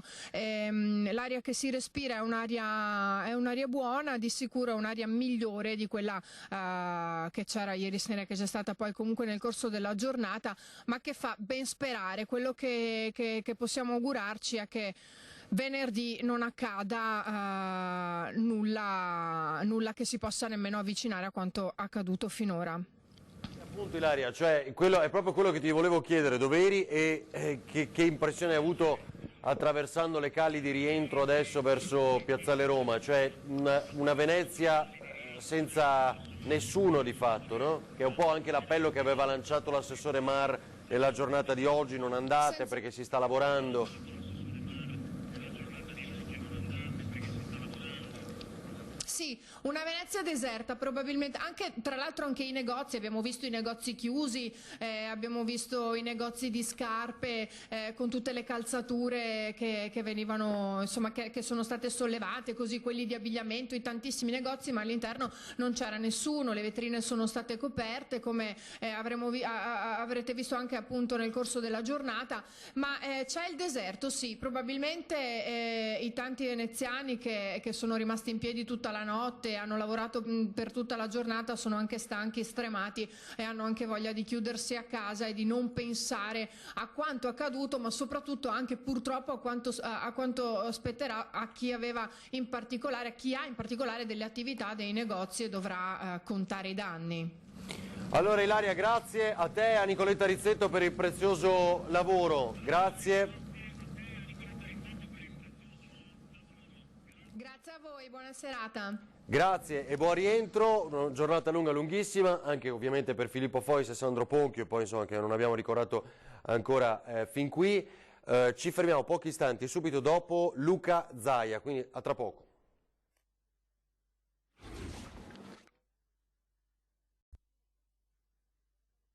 È una Venezia martoriata, come dopo il sindaco racconterà della sua esperienza, di quello che vede, di quello che ha intenzione di chiedere per Venezia e poi altre parti del Veneto, perché ricordo che oltre al grande disastro di Venezia, apocalittico, per usare un termine che usò il capo della protezione civile Borrelli in occasione di Vaia, poi c'è stata ovviamente questa ondata di maltempo, interessato anche altre parti del Veneto, non so, Caorle abbiamo la spiaggia distrutta e il mare è risalito nei canali, Chioggia, acqua nel centro storico di Chioggia, Pellestrina tutta sotto acqua, abbiamo sfondamenti arginali nella zona di Concordia, abbiamo il Lemene interessato da altri movimenti, insomma ce n'è per tutti i gusti, c'è Scardovari, la sacca di Scardovari, quindi polleggiano delle foto di Scardovari raccapriccianti, cioè letteralmente rasa al suolo. Allora noi abbiamo avuto da un lato ovviamente l'acqua alta e quindi la marea, dall'altro lo scirocco, la bora che non ci hanno aiutato. Abbiamo uno scenario che ci preoccupa anche nelle prossime ore, questo ve lo devo dire, perché voi sapete che non abbiamo aperto lo Stato, l'unità di crisi l'avevamo già aperta e noi siamo preoccupati per le precipitazioni nevose. Qualcuno dice vabbè, ma stiamo parlando di allagamenti, la neve cosa c'entra? C'entra moltissimo, perché purtroppo ci aspettiamo almeno altri 120 cm di neve in due tornate, quindi due nevicate. L'ARPA ci dà dei dati che sono preoccupanti e purtroppo nevicherà in un contesto nel quale c'è caldo, perché questo è un clima da scirocco e quindi si sta prospettando, io non voglio inquietare nessuno ma ho l'obbligo di dire queste cose, si sta prospettando uno scenario stile 2010, noi avevamo avuto le nevicate precoci, se vi ricordate, era a fine ottobre 2010, primi novembre 2010 e a un certo punto arrivò lo scirocco, il mare non riceveva più, perché con lo scirocco il mare non riceve, alta marea, la neve si è sciolta e abbiamo avuto quello che è stato 235 comuni alluvionati su 574 di allora, 10.040 famiglie e imprese sotto acqua, ci fu 1 miliardo di danni riconosciuti carte alla mano, dopodiché insomma quella è una gestione commissariale che ci ricordiamo ancora. Ecco, in tutto questo contesto ci siamo sentiti con il sindaco Brugnaro, che è stato non sul pezzo di più, perché devo anche dire che se non dovesse funzionare la previsione di ARPA basta parlare con lui, perché è sempre assolutamente performante su questo tema. Mi ha chiesto da subito, devo riconoscerlo, che nella assoluta tempestività mi ha detto: Luca, lo stato d'emergenza, noi abbiamo dichiarato lo stato d'emergenza ovviamente per Venezia, perché Venezia è il nostro capoluogo, è patrimonio dell'umanità, e poi per tutte le altre località, lo dico per tranquillizzare i sindaci, per tutte le altre località. E ai cittadini, ecco, l'appello alla prudenza, perché questo, sono chiuse le scuole a Venezia, molti ragazzi, guardate, centinaia di ragazzi mi scrivono su Instagram per chiedere notizie delle scuole, al di là che possa anche suscitare simpatia e qualche sorriso, però siamo preoccupati, tanto è vero che stiamo pensando sul fronte, quantomeno quello nevoso della montagna, di valutare anche un provvedimento per far chiudere le scuole, ma tutt'oggi non è definito. Allora, torniamo in diretta dopo aver ascoltato Luca Zaia, anche perché è importante vedere che quanto detto stamattina si sta verificando. Ora ci diceva Gianni Iannicelli durante questo brano di Zaia, e tra poco ascolteremo anche Brugnaro, perché era commosso, di fatto era in lacrime questa mattina, molto emozionato nel raccontare di quello che ha affrontato e sta affrontando Venezia. Che i modelli cambiano, cioè cosa vuol dire? Sta già cambiando la previsione delle prossime ore? Cioè? Sta cambiando nelle ultime ore, proprio in questi momenti con i modelli. Ma perché? Perché intanto il danno, come dire, la malattia è stata grave, gli effetti li abbiamo visti. Una malattia grave non è che si guarisce velocemente, quindi anche l'atmosfera deve ritrovare un certo equilibrio. Quindi cosa abbiamo? Abbiamo, ripeto, una criticità, prevista ancora per venerdì, sabato, in parte domenica, quando dovrebbero cadere in questo caso, più che il vento sarà la pioggia, che sarà abbondante, diciamo sui 60-65 litri su ogni metro quadro di suolo, questo tra sabato e domenica. Fino a,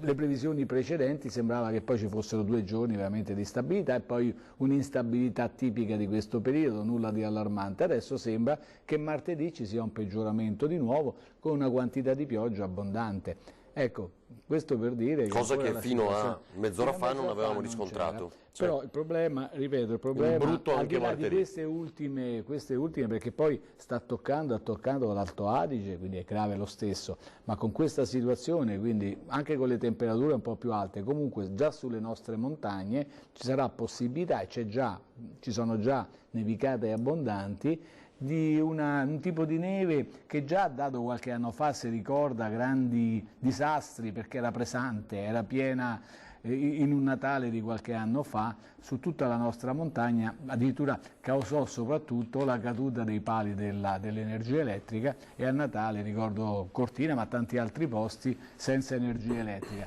Quindi attenzione, non a caso sia Zaia, come abbiamo sentito, il Presidente della Regione, sia prima l'assessore alla protezione civile, c'è qualche precauzione, mostravano e hanno detto che hanno qualche preoccupazione, e questo è vero anche per quello che può succedere sulle nostre montagne, ma sulle montagne in genere, ecco, con precipitazioni abbondanti che poi possono creare, è una neve, ripeto, umida, è una neve con temperature alte, quindi che può dar vita a già si stanno verificando mini valanghe che danno pochi problemi, però è questo, poi questa neve che cade a strati, più strati fa e più presenta delle pericolosità, ecco, per eventuali poi valanghe più grandi. Allora, è una situazione critica. Generale, riuniremo il comitatone, non dobbiamo prendere in giro i cittadini dicendo che completeremo il Mose l'anno prossimo, il Mose sarà verosimilmente completato nella primavera del 2021. Lo ha detto il Presidente del Consiglio Giuseppe Conte a Venezia dopo una serie di sopralluoghi in città, l'abbiamo visto, abbiamo documentato, l'ultimo dei quali a Palazzo Ducale, e poi domani continuerà il giro. Allora, torniamo da Lorenzo Maier a Pellestrina. Massimiliano Busetto, autore di queste immagini che ci hai girato, le vediamo ancora dall'alto. crediamo con un drone ovviamente, non lo so. Poi Lorenzo, allora quali sono gli ultimi aggiornamenti? Allora, gli ultimi aggiornamenti sono, Ferdinando, che domani mattina dalle 6 arriveranno qui a Presto dei camion di Veritas per cominciare a bonificare un po' tutta l'area. Ora la situazione è tornata abbastanza agibile, i vigili del fuoco e i volontari lavoreranno tutta la notte per cercare di ripulire, di prosciugare l'acqua che ancora invade parecchie strade e parecchie zone dell'isola, anche se, lo ripetiamo ancora una volta, adesso la situazione è molto migliorata. E molti qui sperano che domani ci possa, visto che per le 8 è stato annunciato un nuovo sopralluogo, c'è qualcuno che qui spera, più di qualcuno per la verità, che qui spera che in uno di questi sopralluoghi ci possa essere anche il Presidente del Consiglio. Non è escluso, Lorenzo, hai ragione, non è escluso, perché in teoria credo vogliano fargli vedere l'area più colpita, no? Che continua a essere perché appunto qui dicono, anzi approfittano per chiederci, come abbiamo già fatto con la nostra diretta, di non abbandonarli. Qui si ritengono che la zona della città, centro storico di Venezia, è più colpita, perché purtroppo lo ricordiamo che la persona deceduta risiedeva proprio a Pellestrina. Esatto, quindi vediamo domani mattina se il Presidente del Consiglio sarà lì da te a Pellestrina. Allora, grazie davvero Lorenzo Maier, anche a te per il lavoro svolto in questa giornata. Dovessi avere altri aggiornamenti, tanto siamo in onda ancora 20 minuti, siamo a disposizione, mentre continuiamo a vedere le immagini che ci hai fatto avere, Massimiliano Busetto, molto belle.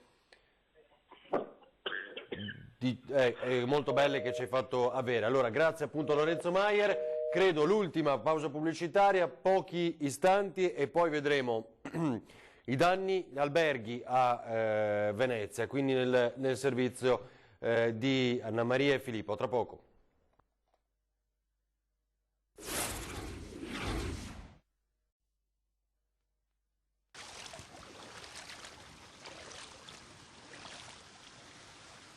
Quanti danni? L'anno scorso io 17.000 più spento, solo riparare, perché banco gelateria, banco anche frigorifero, 9 frigoriferi. Questo l'hai comprato l'anno scorso, questo frigorifero? Quello nuovo tutti, l'anno scorso tutti riparato, buttato, di nuovo tutto. Fino a 1,70 m abbiamo retto, vedi, con l'aggiunta di questa paratia supplementare con la schiuma. E dopo purtroppo un fiume è entrato dentro e 1,90 m chi se lo aspettavano, ci chiamavano 1,45 m fino alle ore 18-19 e poi all'improvviso no, la situazione è precipitata e noi stimiamo grosso modo 10.000 euro di danni. E nei negozi e nei locali la situazione fotocopia è un vero disastro, specialmente qui lungo la zona dei Tolentini, che si trova a 2 passi dal piazzale Roma, una delle zone più basse di Venezia. L'acqua ha letteralmente invaso tutto. Funziona l'aspiratore dell'acqua? No. No, ogni tanto no. Si è bloccato? Tutto sporco. Troppo sporco. Troppo sporco. Acqua alta, attento. Arrivata qua.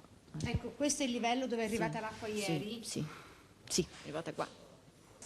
Allora questo è, diciamo, è il bar Marcello, praticamente è a 83 centimetri, inizia ad andare sotto acqua, cioè tutti pensano che l'acqua arriva dal canale, invece non è così, l'acqua arriva praticamente da sotto e si riempie pian pianino. Una volta superata questa soglia qui siamo a 110 centimetri, livello mare, significa che dobbiamo staccare le pompe, altrimenti si bruciano perché non riescono più a buttare l'acqua fuori. E poi aspettiamo il naturale movimento della laguna che, diciamo, fa defluire l'acqua. Così appunto per alcuni albergatori, vi faccio rivedere ancora uno dei video che più ci aveva colpito nei primi minuti, quelle passerelle. Sapete, il 30% delle passerelle di fatto è andato perduto, numeri oggi diffusi da Veritas, e qui è quando navigano. Pazzesco, le passerelle che navigano in piazza San Marco da sole e se ne vanno per la loro strada. Incredibile. mi è entrata anche un po' di acqua negli stivali, quelli altissimi. Pazzesco, mai visto una cosa simile. Così alta mai, mai. Così appunto nella picco di ieri sera. Allora vi faccio vedere un altro video, questa volta facciamo un po' di un sorriso, almeno un po' di ironia, anche se questo signore non si rende conto di quel che ha fatto, poi lo spiegheremo, con un cappello del Babbo Natale.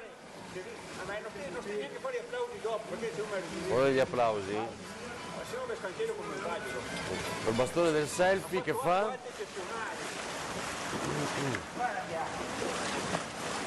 Vabbè, contento lui.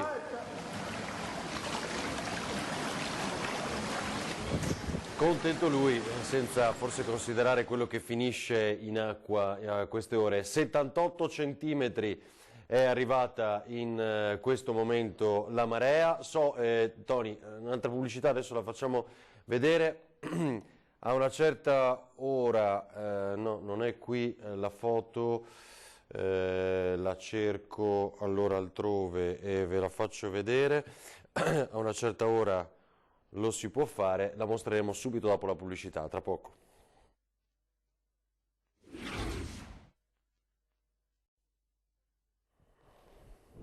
Allora siamo in chiusura, adesso sentiremo ancora Brugnaro dopo aver ascoltato più volte le sue parole commosse, oggi lo intuirete dal suo messaggio, ma c'è un nuovo allarme che ora ci comunica Lorenzo Maier tramite i suoi contatti. Questa è la segnalazione, sono alla biblioteca Querini Stampali e la situazione è drammatica, 300 metri lineari di libri sono andati sott'acqua, immaginate, è un patrimonio, guardate come sono rovinati, una volta bagnato il libro ovviamente così resta per sempre, danneggiandosi, e sono libri antichi anche di un grande valore. Questa è la condizione della biblioteca Querini Stampali. Leggiamo ancora altri dettagli: le miscellanee dell'Ottocento e del Novecento e i libri di testo del fondo Treves, ci vorrà l'aiuto di tutti per riparare questi danni, ovviamente vanno restaurati. Adesso 300 metri, mi dicono, in linea d'aria di libri danneggiati. Oggi abbiamo raccontato di quante migliaia di libri nelle librerie, diciamo le rivendite in città, figuratevi qui dove c'è un patrimonio di inestimabile valore. Cosa diciamo generale a chiusura di questa lunghissima giornata e preparandoci per quello che è un modello che cambia? Abbiamo visto previsioni ancora una volta il Veneto, il nostro territorio sta pagando una situazione anche naturale che però purtroppo si abbatte su di noi. Ricordo che purtroppo già nel 2017 il Veneto è stata la regione che ha subito più fatti legati ai cambiamenti climatici, certamente fatti non tutti critici, però che stanno a significare questo cambiamento, quindi non siamo esenti, come si diceva prima, dobbiamo pensare a questo, essere pronti ad affrontare queste emergenze che, come abbiamo visto, fortunatamente grazie a una predisposizione a una protezione civile forte, magari poi limita i danni, soprattutto sono quelli più importanti umani, ma quindi non bisogna abbassare la guardia. Questa è la cosa, veramente bisogna fare sistema. Ricordo che ormai tutti i comuni, quindi quando si parla di protezione civile si intendono anche tutti i comuni, perché la tempesta dell'anno scorso ottobre ha messo in moto, è partita dalla protezione civile del Veneto, ma ha coinvolto tutti i comuni, le protezioni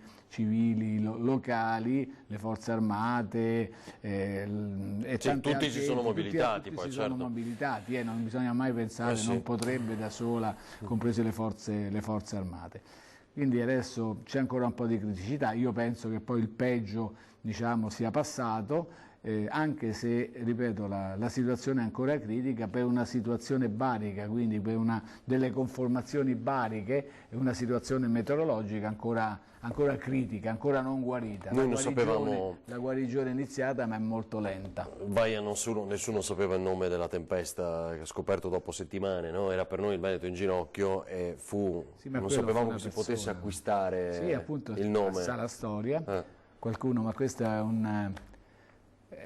un'usanza soprattutto americana, no? Quella di dare agli uragani, alle trombe, ai tifoni e quant'altro un nome, ma poi anche a livello europeo, mi pare dalla Germania, esatto. Si può comprare e dare un nome, per carità. No? A proposito, domani sera va in replica il documentario dedicato a Vaia, proprio in questi giorni in cui si è verificato un altro disastro di fatto e che, anche se non è stato detto, potrebbe avere danni che ammontano a 1 miliardo, perché si scopriranno nel tempo. Ancora qui Zaia con il Premier Conte soltanto poco fa per la visita appunto alla Basilica, finita ora con la visita al Palazzo Ducale. Abbiamo parlato ora dei danni alla Biblioteca Querini Stampali. Insomma, piano piano scopriremo, purtroppo col passare delle ore e dei giorni, che impatto devastante ha avuto questa ondata di maltempo, questa acqua, la seconda storica per gravità, altezza dopo il 66, quella è la più grave, 194 cm, ora 187. Grazie al generale Giancarlo Iannicelli, Grazie a voi per averci seguito, a tutta la squadra, Nicola Zanetti per il coordinamento insieme a Paolo Bottero, Antonio Esposito, adesso anche Alice Montagnieri, tutti i colleghi che sono succeduti nel corso della giornata al lavoro ovunque per questa diretta iniziata alle 7 del mattino e conclusa alle 23. Riascoltiamo le parole commosse del sindaco di Venezia Brugnaro. Risposte: o su questo ci uniamo o ci dividiamo, il Mose deve andare avanti, va concluso, Venezia è patrimonio di tutto il mondo. Sentiamolo. Abbiamo esattamente rivisto quello che è successo l'anno scorso, solo che quest'anno cos'è capitato? Allora, la marea quest'anno è stata 187 cm contro i 194 della tragedia del 66. Lo dico per chi era bambino come me, io sono nato nel 61, dopo quella tragedia del 66 è stata varata dallo Stato italiano, dal Parlamento italiano, la legge speciale per Venezia. È stata fatta perché a quei tempi, e credo ancora oggi, visto i contatti che ho avuto, si capisce che Venezia è un biglietto da visita di tutto il paese. Qui non si tratta di voler ragionare in maniera, come posso dire, localistica, ma dobbiamo riconoscere che il centro storico di Venezia, la laguna e le isole sono uno dei biglietti straordinari che il paese ha. È per questo che siamo così attenti, perché la stampa e la comunicazione mondiale ci guarderanno e guarderanno se siamo in grado di risolvere questi problemi. Qualche ora fa mi ha chiamato il Presidente della Repubblica. Io lo voglio ringraziare per l'ennesima volta, l'ho già fatto, lo faccio ancora con convinzione.